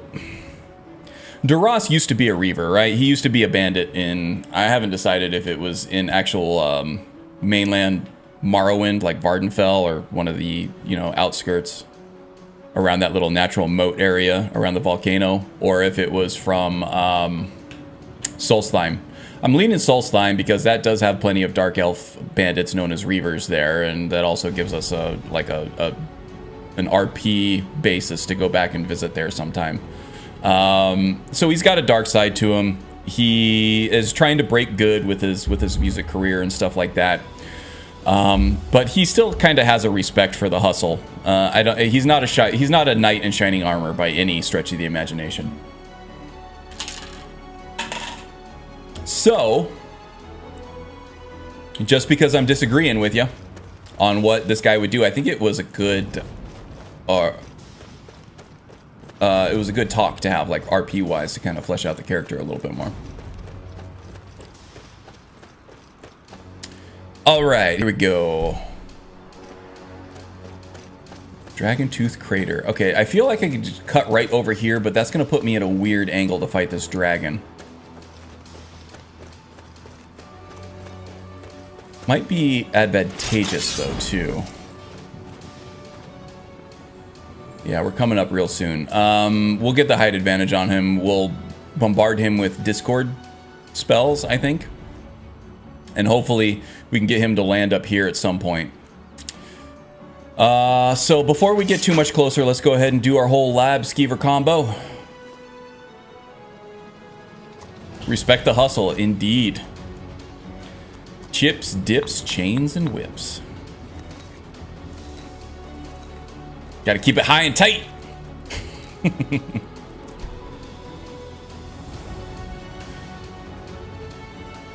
Okay, I just want to double check to make sure that Lab Skeever did proc. It did indeed. Sometimes it doesn't. It can be a little finicky. Regenerate health. Generate magicka. Fortify magicka. No need for poison yet.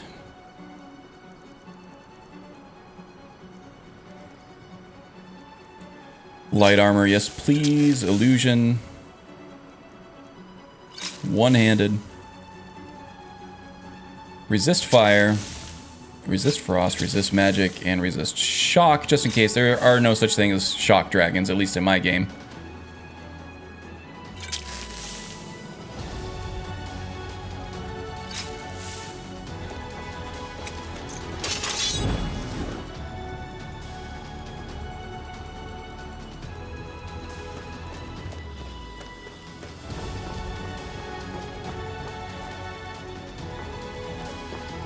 Pretty sure I gave that one a wow back at the time. Yeah, probably. You tend to be pretty generous with your wows.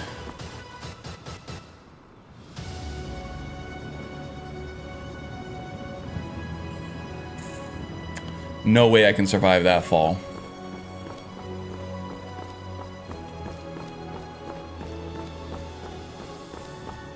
Feel like I may have wasted some potions here.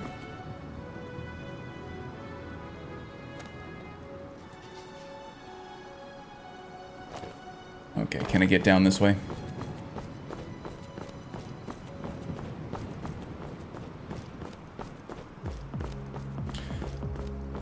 Yeah, just feeling a little uneasy about permadeath from this height, you know?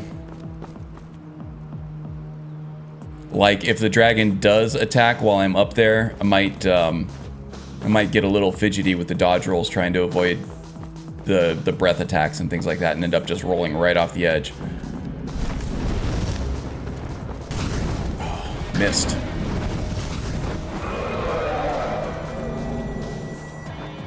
Blood Dragon. This guy's gonna be tough, too. Oh, okay. That's how it's gonna be? Let's do this thing. Lingering damage health. Yes, please.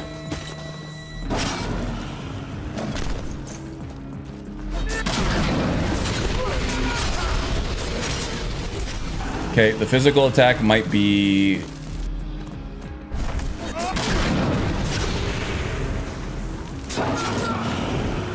Whew. All right. Daros is a badass. Keep waiting for the dragon soul to be absorbed, and it isn't, because we are not dragonborn. That is a random roll each time we start a new character, whether or not the character will be dragonborn, and we don't know until we encounter our first word wall, which is usually Bleak Falls Barrows. Sometimes it's something else. Dread Shade. This seems cool. Summons a Dread Shade for 60 seconds. Wherever the caster is pointing, it drains stamina and reanimates victims. Sexy. I think this is an Arcanum jobber.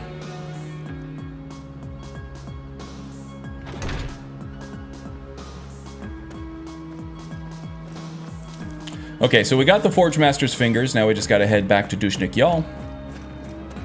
Gotta head back to Dushnik, y'all.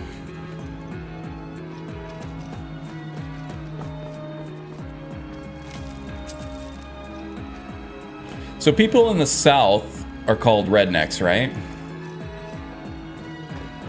But I feel like people from California are called douchenecks. Specifically Southern California, in the LA area. Does that make sense? Or did I just manage to offend everybody in the chat equally? If that's the case, I'm fine. Just don't want to single anybody out. Redneck isn't Southern?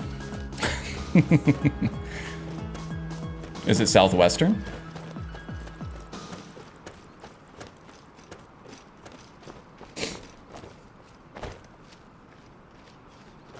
Oh, is it just like a rural, like backwoods type thing?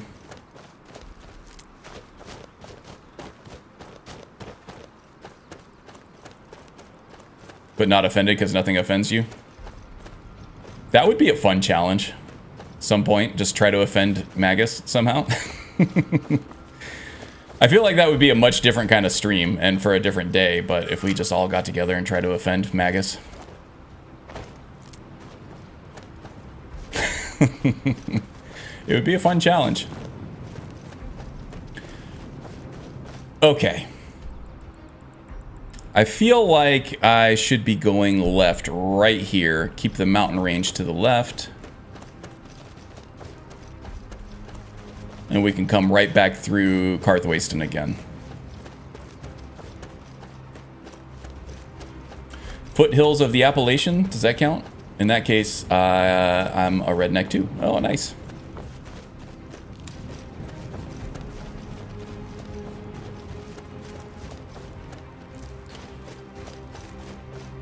Yeah, I think we've all heard enough Jeff Foxworthy to where we should know exactly what qualifies as a redneck and what doesn't. Like in an exhaustive list of attributes.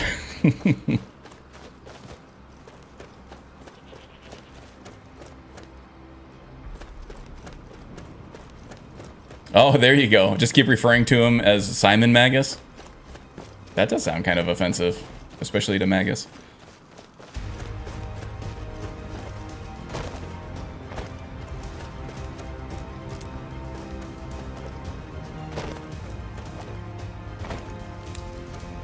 Ask Magus what his favorite gameplay overhauls for Skyrim is and why it's Simon Magus's mods. That might offend him.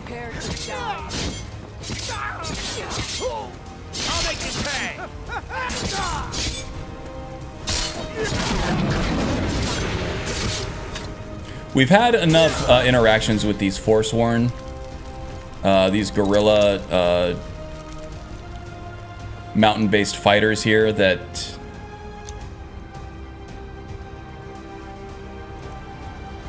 we know better than to try to approach them peacefully, right? They're always going to be hostile to us, so we kind of take the fight to them just so we don't get caught on our heels. Simon says.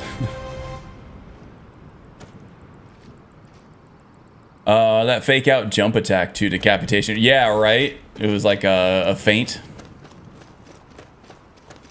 Get him back on his heels and then go for the throat.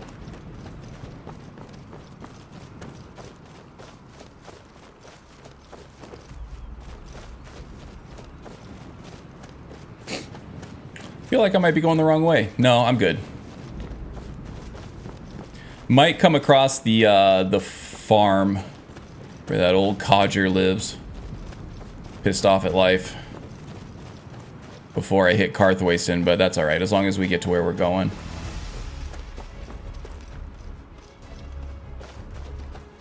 The Repulsed. Repulsed. Are these Silverhand? Over here. Or are these Forsworn? Oh, just bandits. Okay, I saw the Silverhand mantle there.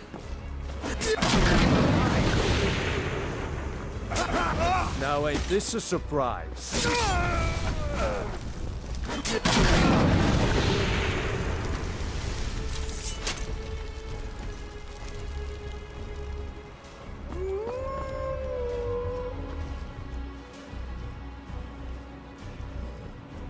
Okay, we got a quarterstaff floating around the familiar's butt area.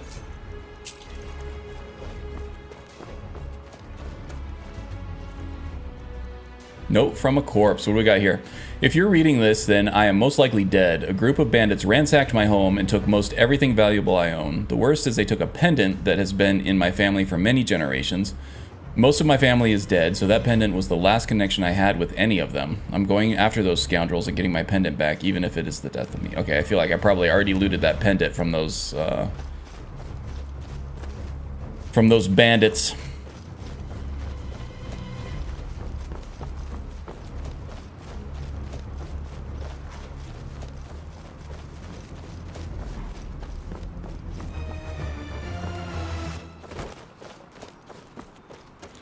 Scissor slash makes them jumpy.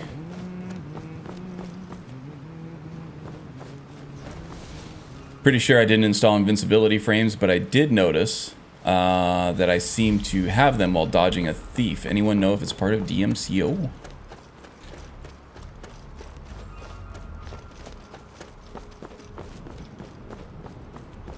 I don't know off the top of my head. I know, well, I use TK dodge, and that comes built in with a certain amount of invincibility. Oh no, maybe the Nemesis version that I have, I think it requires another mod for invincibility frames on it, which I definitely use. Because why not? You're playing on legendary difficulty permadeath, you gotta have a little something going in your favor, right?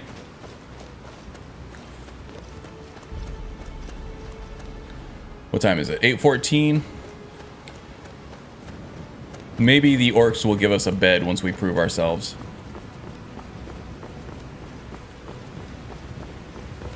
If not, then, you know, we're no stranger to late nights these days. I feel like I never got... Maybe I did. Did I get some water? I did. Okay. How are my needs? Call of the Blood. At night, 10% based on phases of the mood. Chance that your curse manifests, forcing you to take the form of the beast. Okay. So that should be interesting. Alright, no. No needs. We're good.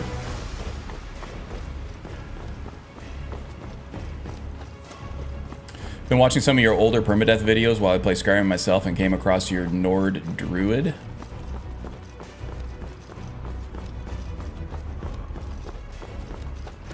Doody-doo, doody-doo, doody-doo, doody-doo. Kinda catchy.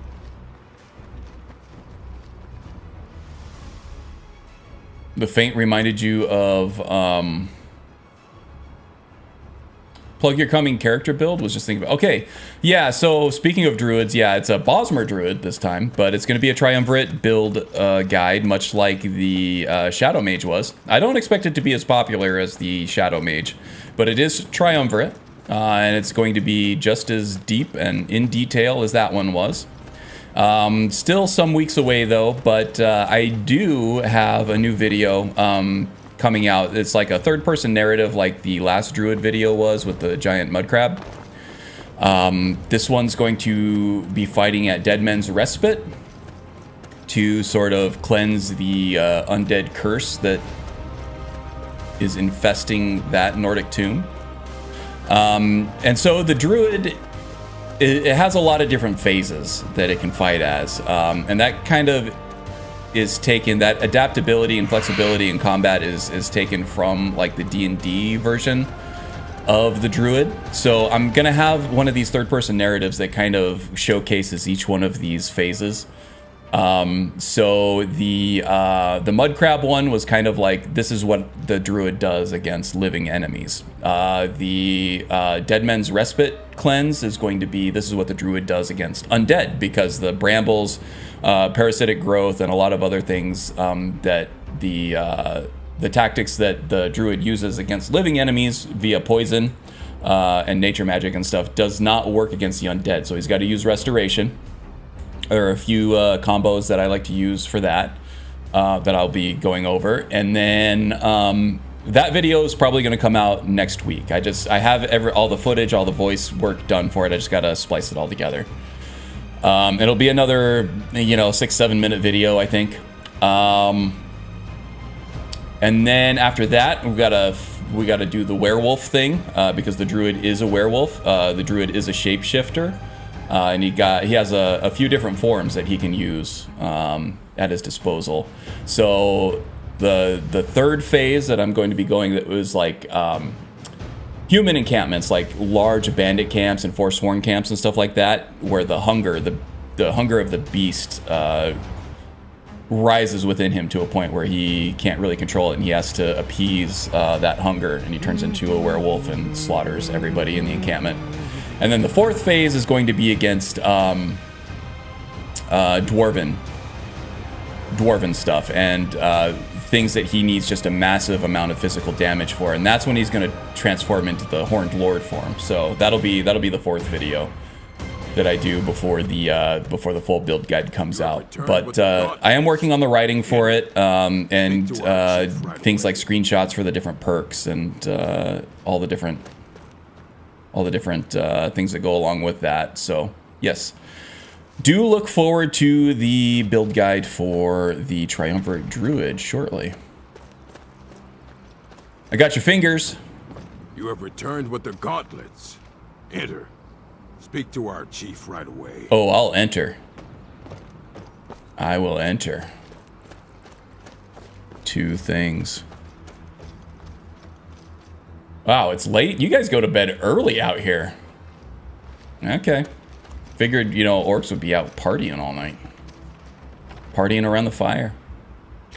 You know what I'd love to see? A Karn 114 PC Outcast collaboration. Oh, okay. Yeah, there are a lot of collaborations that I would like to do. I just don't have time for it. I would feel really bad holding somebody else up. Like Bellasaurus and PC Outcast, they did really well on their Winter Sun builds.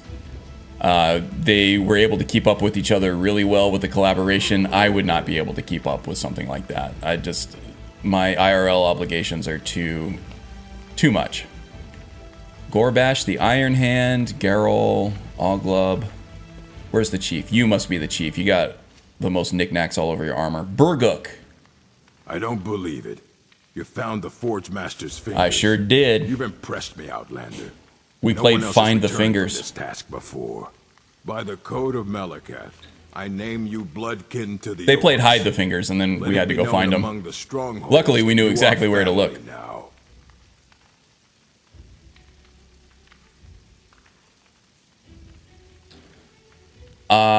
Let's see. Yeah, better be worth all the trouble. Few outsiders earn the right to enter our strongholds.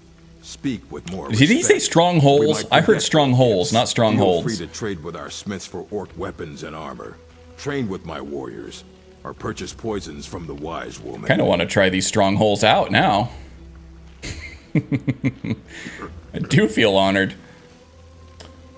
All right, so how about some training? Some one-handed training. You speak to Borg in your strongholds. Chief of Dushnik Jarl. You'll never compare to me, but I can try to teach you anyway.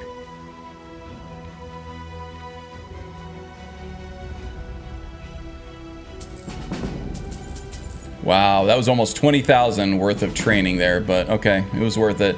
One-handed seems to be lacking, it seems to be trailing behind my other major skills, so it is good to be able to find these. these guys. Now, will they let me use a bed? Owned, owned, owned, owned. Owned. Owned. Owned. Owned. Alright, well, back to the Silverblood Inn, I guess. Orc strongholds have teeth. They do. Or tusks, at least. Osteoderms, I think they're called. Learned that one from EJ. Bony growths on this. Oh, am I just stealing shit? Well, they have not found us, so I thought I could just take it. Anyway, nobody saw, so it didn't happen. Hopefully I don't get all the orcs pissed off at me now. There might be some kind of blood price to pay for that, but I got my training. We saw nothing.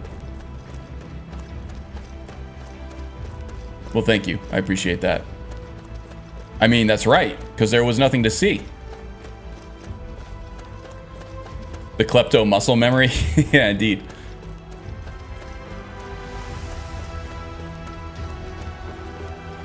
The sticky fingers of Skyrim. Okay, our bony growth. So it's like the stuff that... They're almost like the little horns that some orcs have, like on their forehead or whatever. It's not so much the tusks. I don't know, those tusks... I feel like they're more like tusks than they are like actual teeth, right? Or maybe they are teeth. Like upside down fangs, maybe?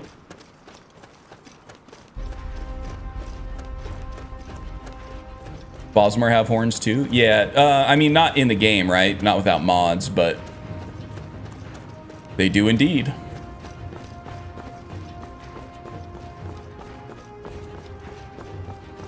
Is that an osteoderm in your pants, or are you just happy to see me? Ooh, Magus wins.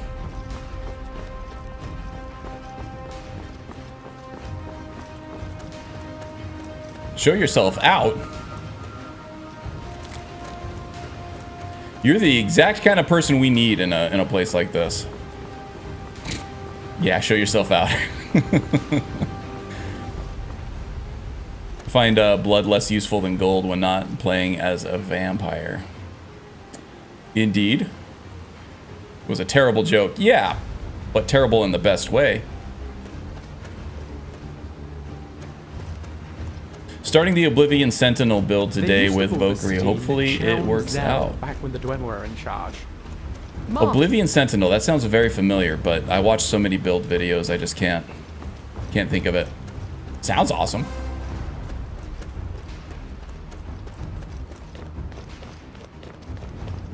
How do you guess? We all know, Strudel. We all know. We feel it in our soul every time we say something that you would disapprove of. We just know. It's a sixth sense. It's that strong. The eye roll is that strong. It's like an eye roll of the gods. You feel it in the deepest pits of your stomach. You're like, ugh, Strudel hates me. As soon as you say anything.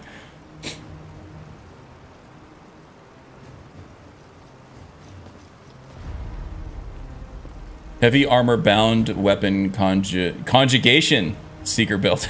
Ooh. A conjugal seeker? I like it.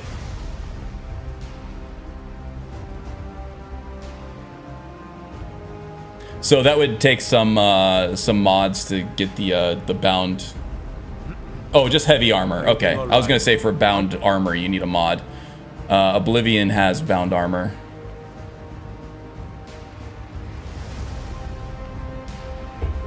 Valhalla, the combat mod. Looks really good. Haven't used it. I've been happy with just, you know, Wildcat and my different other animation mods. The eye roll is how we gauge success in streaming. The Silverblood Inn has plenty of strong drink and clean rooms. Get lots of practice living with my husband and kids. Yeah, I could imagine.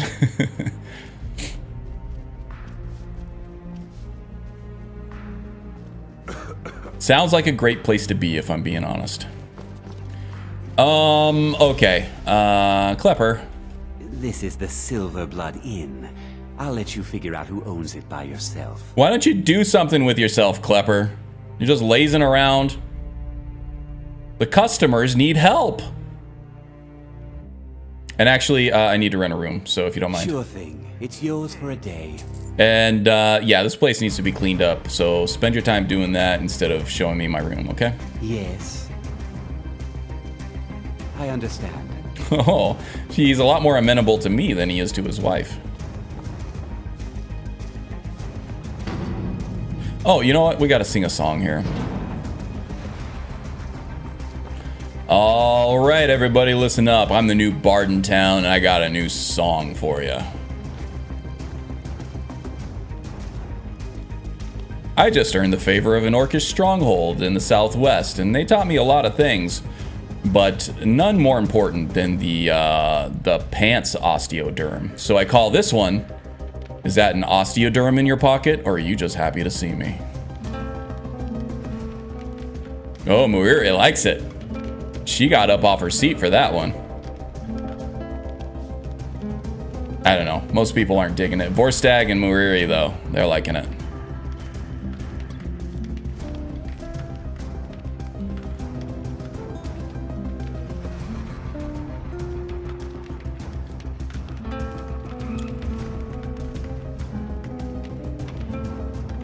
Muiri, indeed. She looks great with this overhaul, too. I like the bangs. Hey, baby. All right. So let's make Sanguine happy. Lord Sanguine.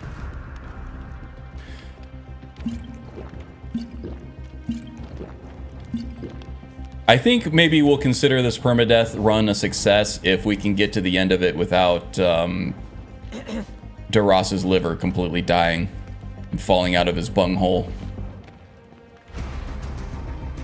Wow, I feel like he's not even getting drunk from this stuff anymore. Has he just become immune to alcohol? Well, I haven't prayed to Sanguine in a while, too. Let's do that now. We don't have to do that up in front of everybody, though. 117%. Okay. Get out of here, Lucian. Stop spying on me.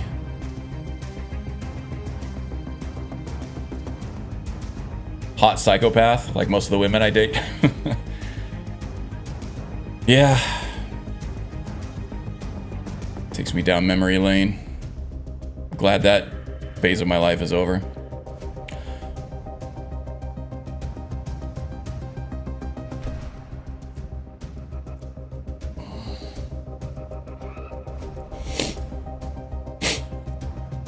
Don't be fooled by a pretty face. You're better than that.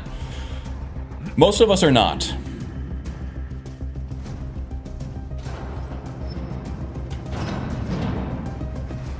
Sadly, most of us are not.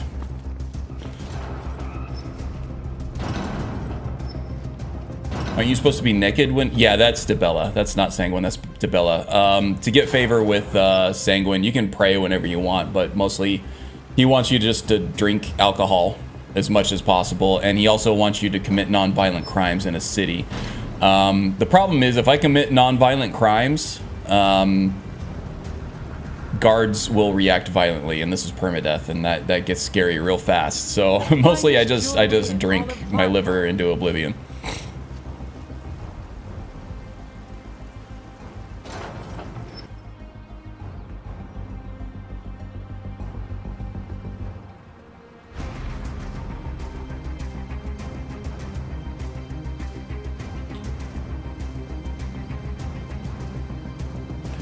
All right, what's next here? Let's see. We got the Forge Master's Fingers. We have a Master Blade Trainer that we can go train with. If we are able to put up with teeth in their strongholds, then we can go do some training with them. Guess it depends on the day of the week and what mood we're in and how much alcohol we've had, but yeah. All right, what's next? I guess we'll go back to Jorvaskr and see what Ayla's got cooking for the Silver Hand. since we are officially still working on the companion's questline. Azura is a pain. Always missing that window. Yeah, I always forget too. Almost to the point where I have to like reload saves, and have to, you know, lose like cumulative hours of gameplay just because I forgot. And it's like now I've lost favor with Azura, so I have to back up a save to get her back. Ooh, that Monster energy drink is really growling at me. Okay.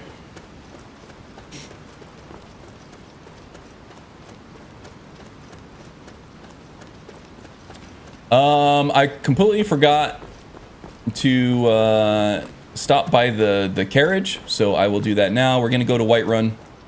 Don't have to hoof it all the way over there. We'll just have a carriage ride. We got the money. We don't gotta walk.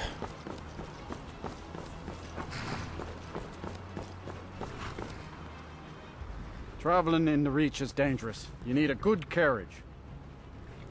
Where do you want to go? McMahon and Marco just increase a bit slower, but Azura is like, hey, Climb and back and we'll be off. I have this blessing, but I'm always in combat or asleep and I don't use it. Yep.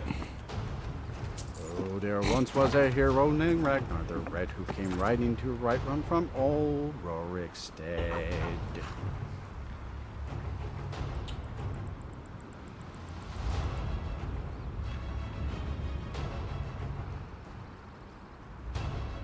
I haven't done Raijin yet. Sounds like a good one though. I really wanted to do the Khajiit one when I was doing my Khajiit monk. Ooh, a monk class. That's an interesting one because the monk from Oblivion is unarmored, but the unarmed subtree is in the light armor skill tree in Ordinator. Jug a mug of meat and another mug of meat. Oh, let's check that this vendor here for forgotten magic spells. We're still looking for spectral missiles. Take a look.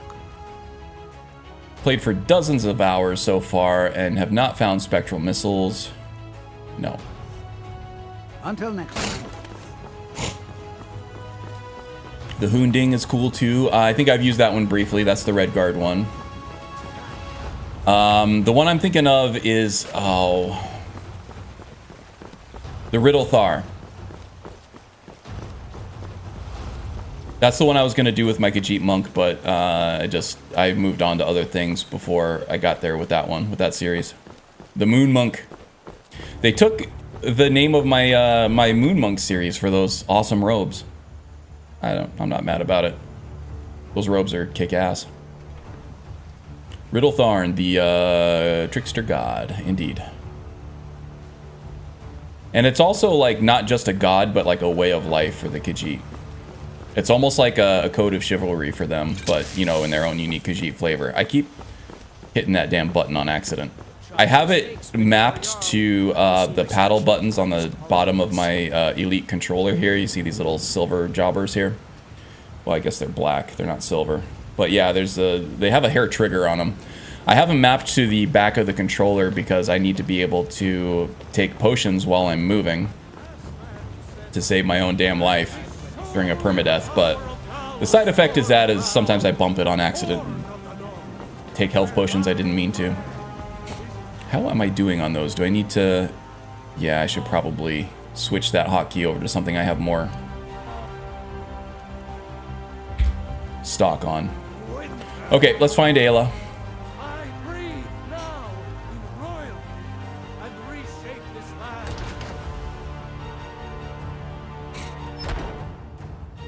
You don't necessarily have to pray to her, but it's hard. I found myself without praying to her, I completely get abandoned by her. So you only have 2 small opportunities every day at dawn and dusk to be able to pray to her, and without that, gaining favor is extremely difficult in my experience. Riddle Thar, the thief god of the Khajiit. Yeah, so there's Riddle Thar, but then there's also the Riddle Thar also, which is like the code that they live by. It's like a way of life. I might not be thinking of the same thing, but when I did the research on it for my Khajiit character, that's what I remember from that. All right, what's our first target, Good that Ayla? You're so eager. I've caught wind that one of the Brighter's silver hands. Oh, sorry, I passed wind, so you might have caught. If you can sneak into their camp and steal his plans, Caught we'll wind. have the advantage. Okay, stealing plans. Where are we going? Fort Fellhammer. Okay. Been a while since I've been there. Where's that at? There it is, friends. We are the children of man.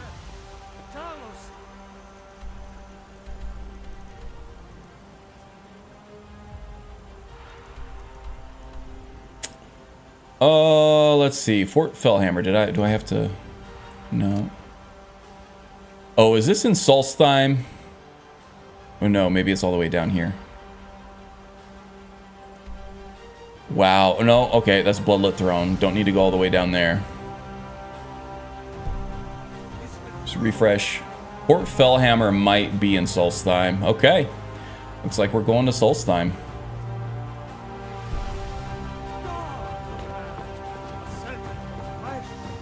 To rule the realm. However, our needs, we're mildly hungry. Let's have some food here. Fellhammer is in Winterhold? Didn't see it up there. Oh, we're really hungry, huh? For Fellhammer is in Winterhold. Oh, okay. Is this it? Oh, there it is. It's just not showing up on the map for me. Okay. Thank you, Silent Echo. You're a lifesaver. Oh, I never had it stealing plans. Okay. Gotcha. We're good. Good looking out, bud. Southeast of Dawnstar. Gotcha.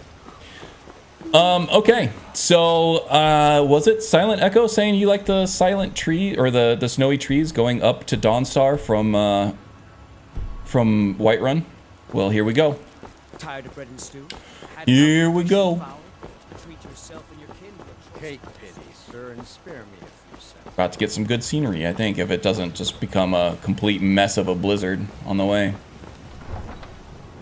Yeah, I thought so. We should get a horse at some point too, right?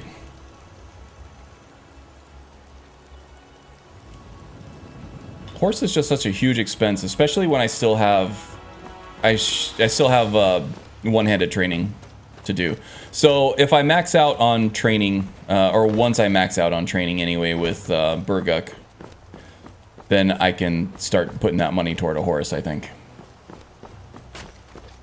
Looking sexy as hell with that armor too, look at that.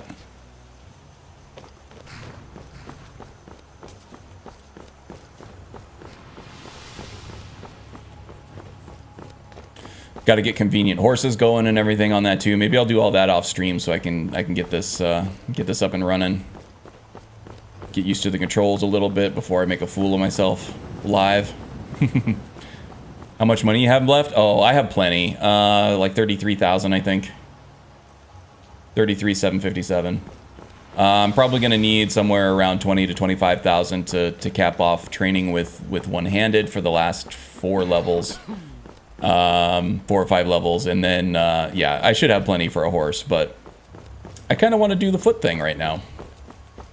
One last hike. I'll get a horse off stream. I'll get convenient horses all set up for it and everything. Probably skip all the quest lines and stuff with that, with like having to kill different animals from the saddle.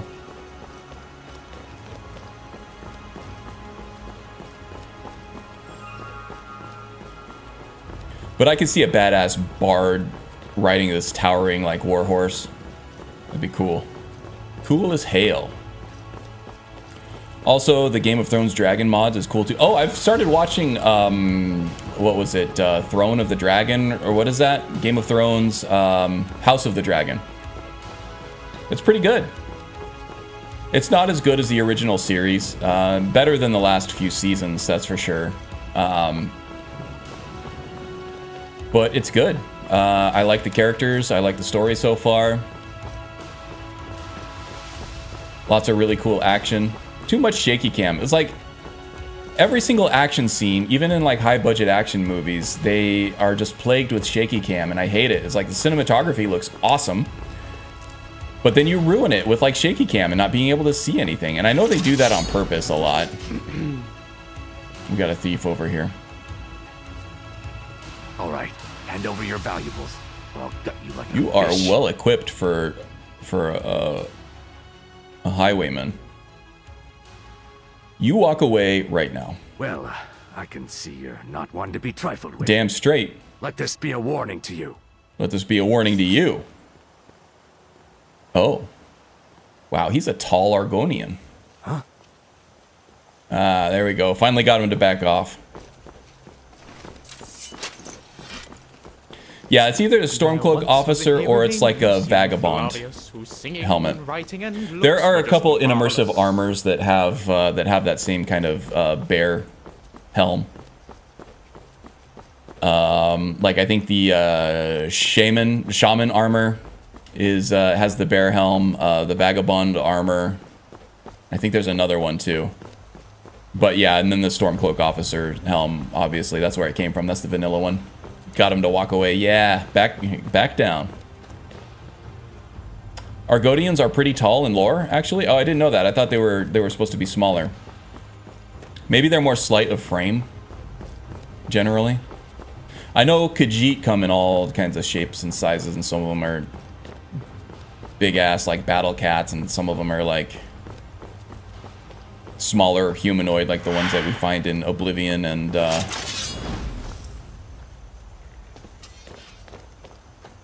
Skyrim. Alright, who's this?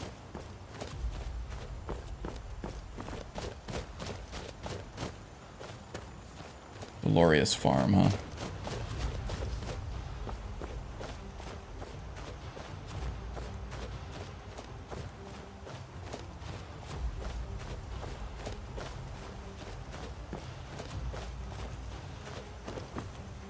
Yeah, so the Khajiits in Skyrim are supposed to be smaller.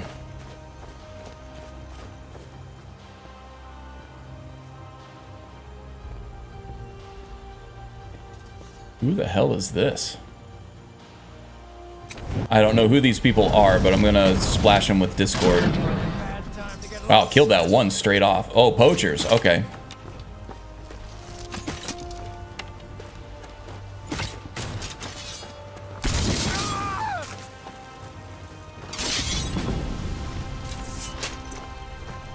He got one shot in there. Didn't hurt too bad. With the Orcish dagger, it was a power shot, but just with a little blade. Nothing too damaging there. We've got some spirit favor for it too. Ooh. I can't actually field dress the mammoth though. That's sad.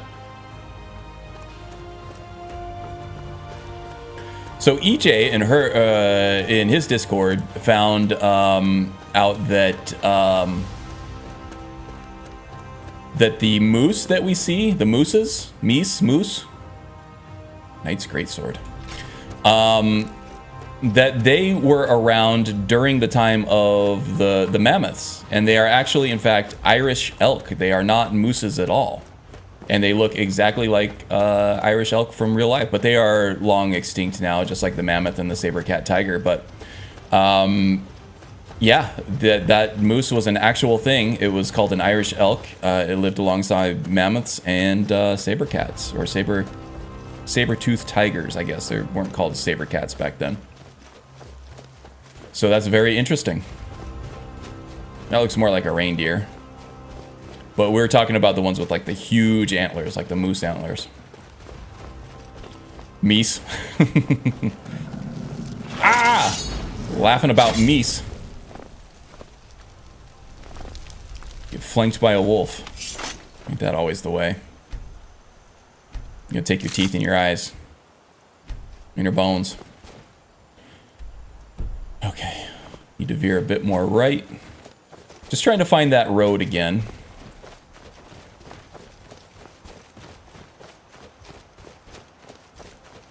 Looks like I successfully avoided Cicero as well. Hadn't found the Lorius farm, so I feel like I haven't done the Cicero thing yet. On the road again.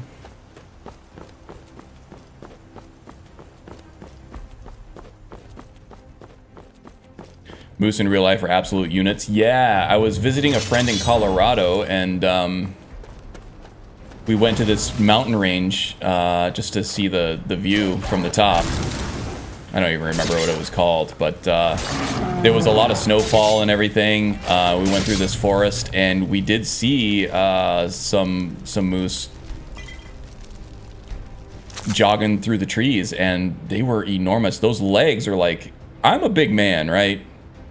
I'm 6'4", well into the 200s, probably closer to 250 than 200. Well, yeah, I'm probably around 230. And like, I feel like one of those legs was like the size of me. Those things are no joke. They're like the size of dinosaurs. Mooses are. Scary, scary creatures, those things.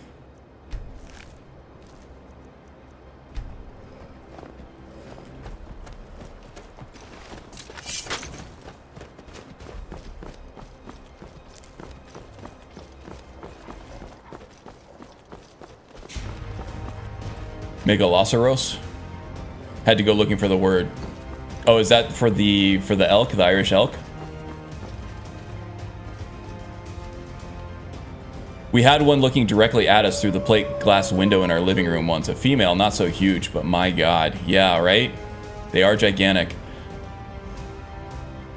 Yeah, big dude. They make them bigger than me, but not by very much.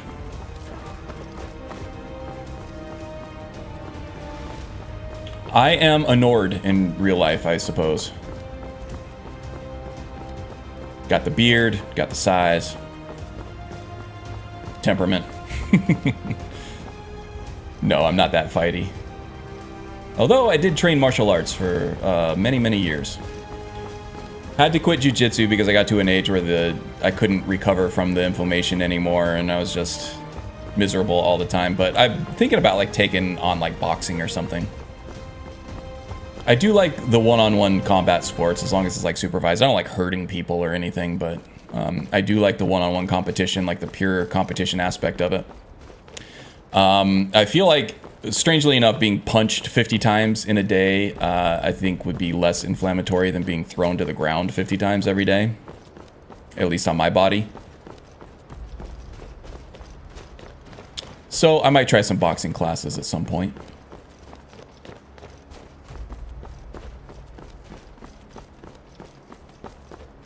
You do jiu-jitsu? 4-stripe blue belt. Okay. Yeah, no, I was right about to get my brown belt, so I ended up being like a 3-year purple belt or something like that because IRL obligations kept me from training as much as I want to, and then the pandemic happened and I didn't want to go, you know, go sweaty body to sweaty body with other people during the COVID stuff. At least until we had the vaccines and stuff, and then I was all about it again. Let's see. I feel like we've cleared this fort out and that these guys are Stormcloaks now. Okay, and they're not going to be hostile against us. All right. Yeah, so I was about to get my brown belt. If I would have stuck with it, I probably would have gotten it last year. Sadly enough, but yeah, fairly high-ranking purple belt. I did it for 12 years, I think.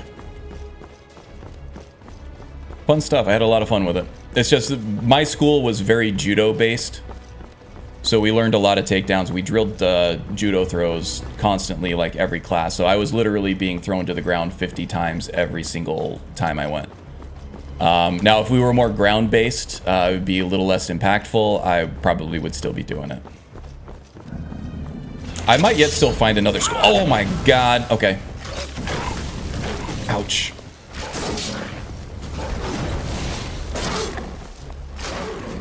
Whoo! That's what I get for being distracted, huh? I might still yet find another school that's more ground-based, and I could sustain that, no problem. I do have, like, crooked fingers and stuff from, this is how my left hand looks, straightening all my fingers out. dislocated those fingers a few times. Dislocated a rib once. That was a lot of fun. That was all ground-based stuff, but that's nothing compared to just the inflammation that was stacking. Did a lot of no gi stuff. Yeah, I'm all about the gi, which, you know, it would save your fingers doing no gi, but changes a lot. It's like almost a completely different martial art. It's almost more wrestling based than it is judo based. No collar chokes or any kind of sleeve holding or anything like that. Messed up my fingers as well. Dislocated my thumbs. Ooh, that's gotta... Yeah, I've never had any problems with my thumbs. It's always been my... How's those hips? Hips are fine. Back is actually fine. For a guy my size and my age, I'm actually quite healthy with my joints and everything. It's just... It was just the impact, the repeat blunt force trauma of hitting the ground 50 times a day. It's getting to a point where I couldn't recover from it anymore.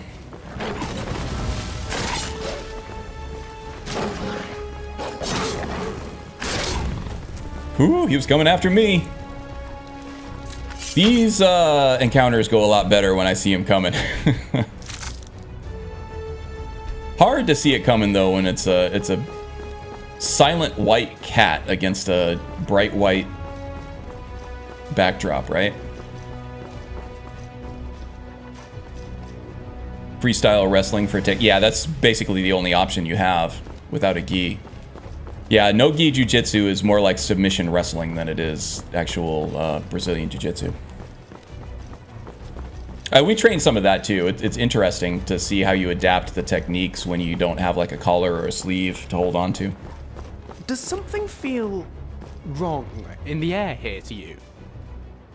Now that you mention it, yeah, a little bit, but I can't really put my finger on it. Oh yeah, no, it's the Vermina thing. Vermina is one of the House of Trouble, so we've been trying to avoid that quest line. But now that we're here... Oh, and we totally passed up Fort Fellhammer. Okay, let's do Fellhammer, and then maybe we'll do the Vermina quest line next week. Not sure. I feel like we might have something, the wife and I might have something planned for next week. I feel like there was like a double date or something that we had to keep canceling on. Maybe we canceled on that again. I don't remember. I'll have to ask Mrs. Karn. But tentatively, we'll do that next week if I don't have something going on that day.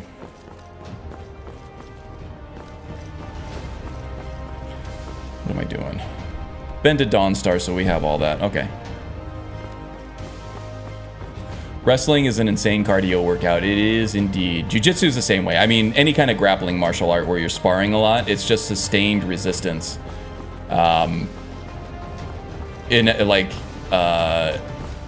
Perpetually until, you know, the round is up. And it's a lot more work than it looks like. It's an insane cardio workout, but it's also good for strength, muscular endurance, all of that. And man, they throw you into the fire immediately.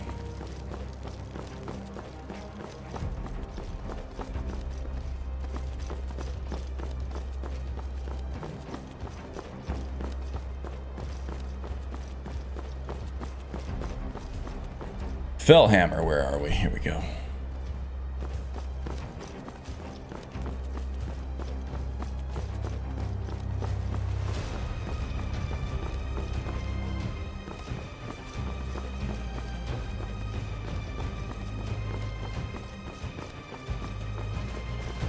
I think in no-gi, I would rather play top position than bottom position, honestly.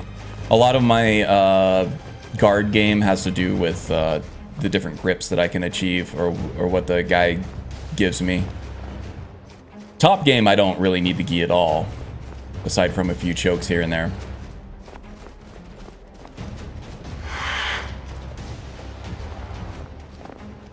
Where are those whispers? Okay, we're going that way anyway. Okay, let's get buffed up. These guys are tough. Here we go, here we go.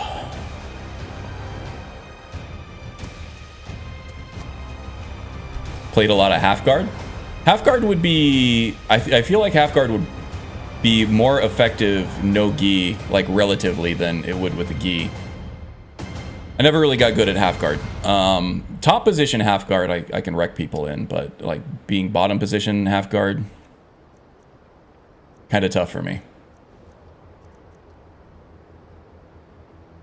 Full guard was where it was at for me. Having these long 6'4" legs, there's a lot that I can do if I have access to my legs as an offensive and defensive weapon.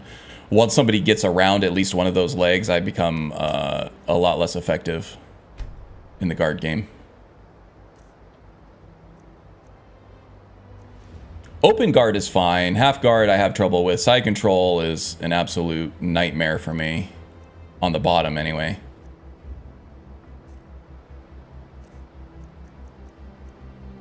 Trying to get these long-ass legs back into, like, a guard position, really tough.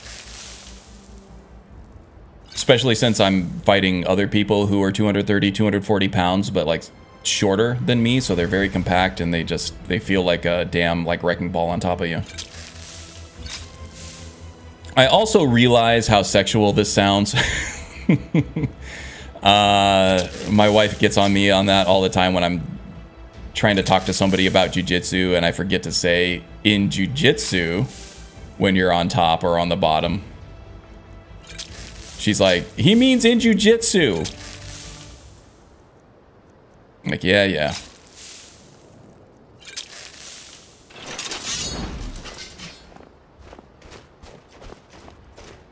Yeah, exactly. When you can utilize the gi for chokes, it's a game changer. Absolutely. Like I said, it's almost a completely different martial art. There are some shared techniques, but it's so heavily modified for no gi.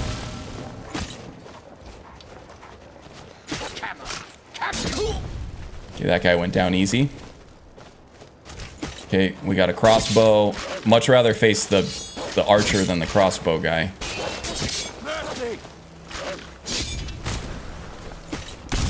Oh, I just realized, I think Keening is out of charge. Oh no, Keening never runs out of charge, it doesn't look like, huh? Alright, cool. I'll take that.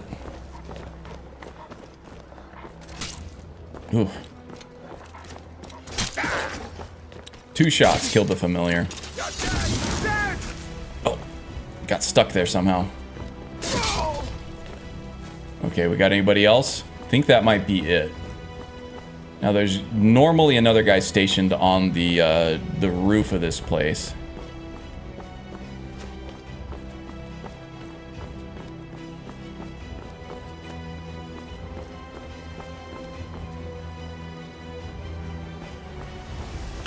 Oh yeah, no, whenever I watch like UFC with somebody, I'm always like the Joe Rogan like commentator. I was like, oh no, and I've actually gotten really good at the boxing aspect. I've done a little bit of boxing here and there. I also did like 10 years worth of Kung Fu. Or not 10 years, probably closer to like 6 years of Kung Fu. In my college days. There's a lot of striking overlap between any of the striking based martial arts. Kung Fu and boxing included. You got your round punches and your straight punches, and they're all effective. But yeah, like talking people through what they're doing on the ground and like what they're trying to do, what they're going for, what they're trying to stop.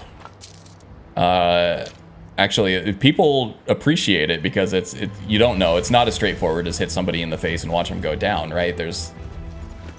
It's a little less intuitive when you're watching it. So people do appreciate it, and it's like I get to feel like an expert for walking people through what they're trying to do, what they're going to try next, and why they're trying to do it that way. Okay, so this goes down into the dungeon. I feel like I may as well go check out the captain's quarters up there first, as that's a shorter experience. The garrison. It's kind of like a chess match, except everybody gets to take their turns whenever they want.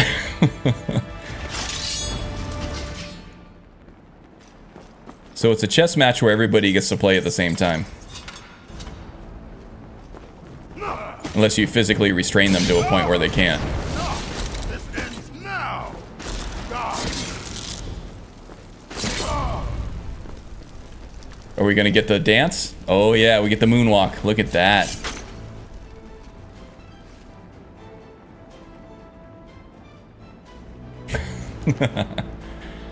Alright, a lot of enchantment fodder here. That's good. Glass, that's a beast of a weapon right there too. Glad he didn't clip me with that thing.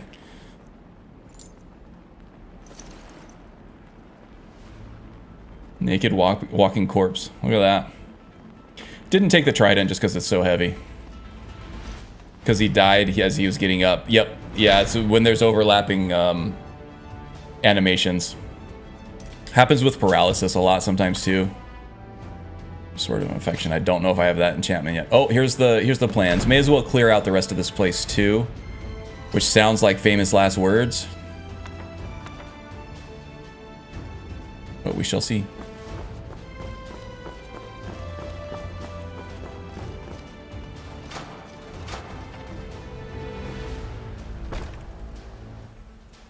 You can see the setup and the baiting, what submissions they are going for, and the transitions. Yep, exactly. It's all about... So a lot of one-on-one competitive sports all share like the same strategic elements, right? It's all about getting your opponent to do something that you know you can counter. And that's with like every martial art, almost every sport where there's a one-on-one encounter. I pitched in baseball all the way through high school, and I was actually even recruited by some community colleges out here to pitch for them. They wanted to give me college education to play baseball for them. And it was the same way. It's all about doing things that are safe to set up an expectation to go for like the haymaker. Haha, gotcha. I do want to check to make sure that my buffs are still regenerate magic. I only have 1 second left on that. Ah, crap. Fortify health. Okay, we got everything else though. 10 minutes. Okay, we're good.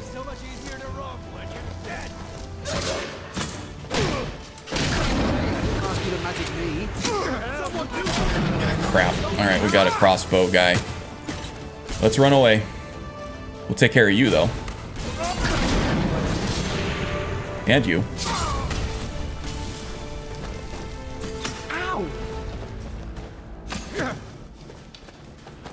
Not a crossbow guy, just a regular archer. But man, that took almost half health, that one arrow. Go ass. Go ass? Go ass. Using Raya as a follow. Okay, so here's a fun fact. I think Raya is the only vanilla follower that is hooked up for dual wielding out of the box. The only NPC, the only follower anyway. So if you want a dual wield follower in the vanilla game, you gotta go with Raya. Goat ass?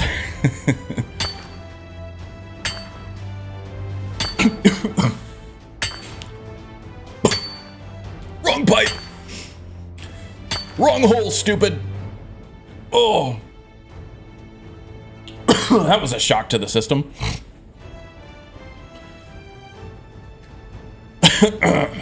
Low carb monster went right up my... right up into my sinuses. Ooh, spicy. It's a spicy meatball. Heard you talking about top and bottom, so he may have gotten the wrong idea. Yes, indeed. Told you it sounded sexual. I'm totally aware of it. Whew, excuse me.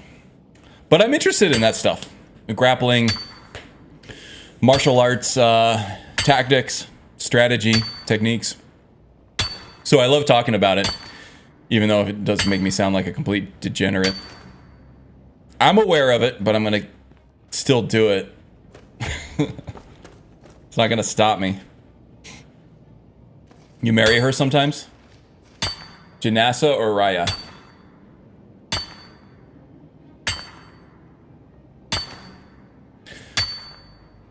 I remember with my Alteration Swordsman, Alucel, which was like basically my first video series ever, I think. No, it wasn't the first one. I don't think. I think the Druid Archer came first. Why am I taking all this iron stuff? I have no need for it. I just do it out of habit.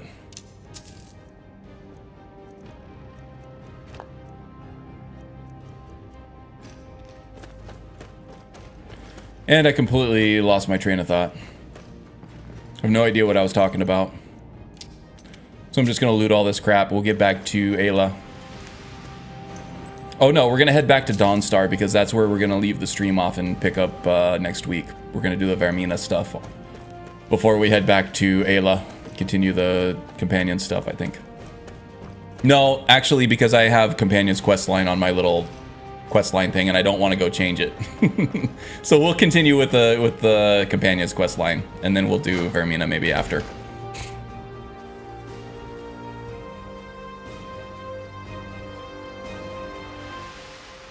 Janassa you marry sometimes?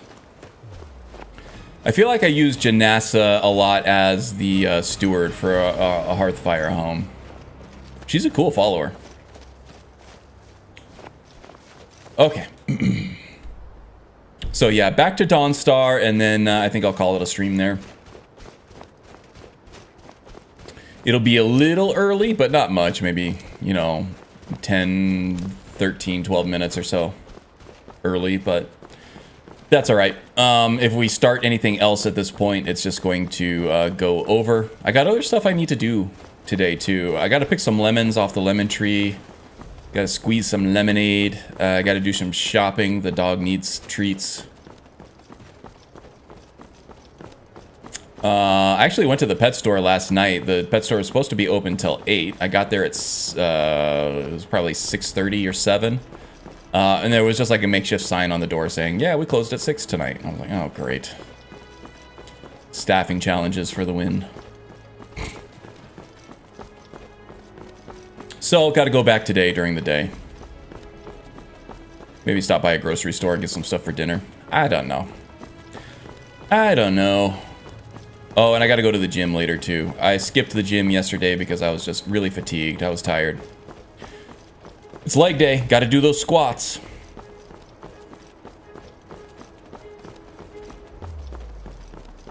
Got to keep it high and tight at this age, you know?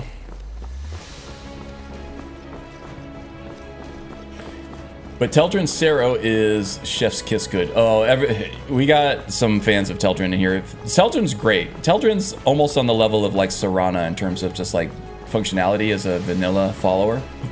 I agree. Teldrin and Serana are the two best vanilla followers. They have like the sandboxing, all the extra dialogue, all the extra personality. Dawnstar. The name is much prettier than the city. The name is much prettier than the city. I don't know. Dawnstar has some great views. It's not much of a city. It's more of just a port town, but I don't have anything against Dawnstar, that's for sure. Mr. Thero. Gotta build them ham hocks. Yeah, the badonk.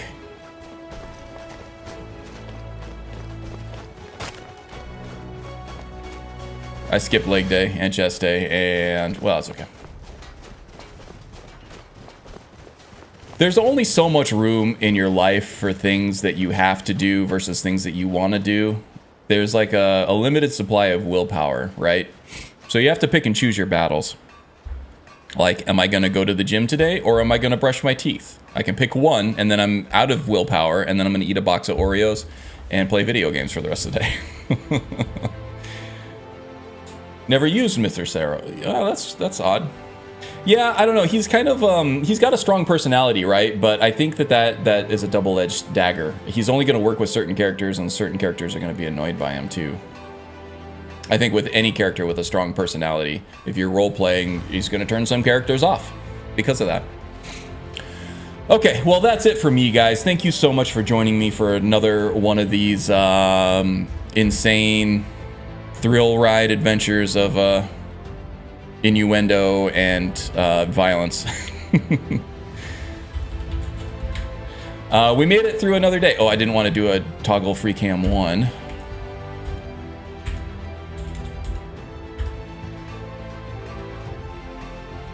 Yeah, so we made it through another one. Next week, or next time we stream at least, will be episode 20. Nice round number. I like it. Yes, Strudel. Day 20 is next. Never made it to a day 20. Never made it to a day 19, so this is all paths untraveled. Untrodden paths. Exciting. Little scary. Mostly exciting. I like it. I like where this is going. The Silver Hand are a big test here, and we've so far been able to handle them. Taken some big shots from some strong enemies, even when we were buffed up with all those alchemy buffs. One shot would take us down to half health. So we still have to be careful. Still have to be on my toes. I have more than one toe. Just FYI, I'm not gonna shove them in the camera because it's not that kind of stream. But I do have all 10 toes. They're all functional, unlike my wives. That's another story for another day. So thank you for joining me. See you again next time. If you're happening across this content and you like what you've seen, do check the description, or the links in the description below. There are some very talented and just wonderful people creating content in that list, including, let's go through some plugs. Magus80 has a Twitch channel that he streams to fairly regularly. He just got done with his new mod list, and we are looking forward to seeing what he has. I think it's Requiem based at this point. So yeah, definitely looking forward to that and see what he's cooked up for us all.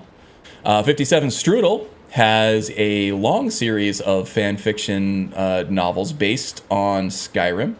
I say based on Skyrim because she's not just retelling the quest lines and everything. She's fleshing out a lot of characters. There's a lot of her own story in there. A lot of great fantasy reading there. If you're into that kind of thing, do check it out because you won't be disappointed. Caladran likewise has some great reading out there, some fanfic there. Couple vampires, a little bit of a love story. A lot going on there. Do check that out as well. Maldaroth has a Twitch channel too. I believe I've linked that below as well. And Icarus has a YouTube channel where he's got some great character concepts in Skyrim. A lot of diverse stable of different characters. So if you like assassin vampires, he's got something for you. If you like werewolf shamans, he's got something for you. Blood Knights, he's got something for you. And he posts very regularly, so do that as well. Maldaroth, I think, has also finished up with a mod list just recently that he's been working on using Skyrim as a base, I believe. And he's on Twitch as well. So do leave all those guys follows, subscriptions, likes, all the whole thing. And that does it for me. Chill mode complete. Oh, and the wind! The wind was here earlier too. I don't know if she's got all the kinks worked out. She had a stress test earlier in the week and became pretty stressed. So I think there are still some kinks to work out, but I'm hoping that she gets back on Twitch sooner rather than later. But we'll all help her out with that, and do go leave her a follow as well because she'll be back at it soon. All right, guys, that's it for me. Take care of yourselves, and I'll see you next time. Be safe, be well. See you guys.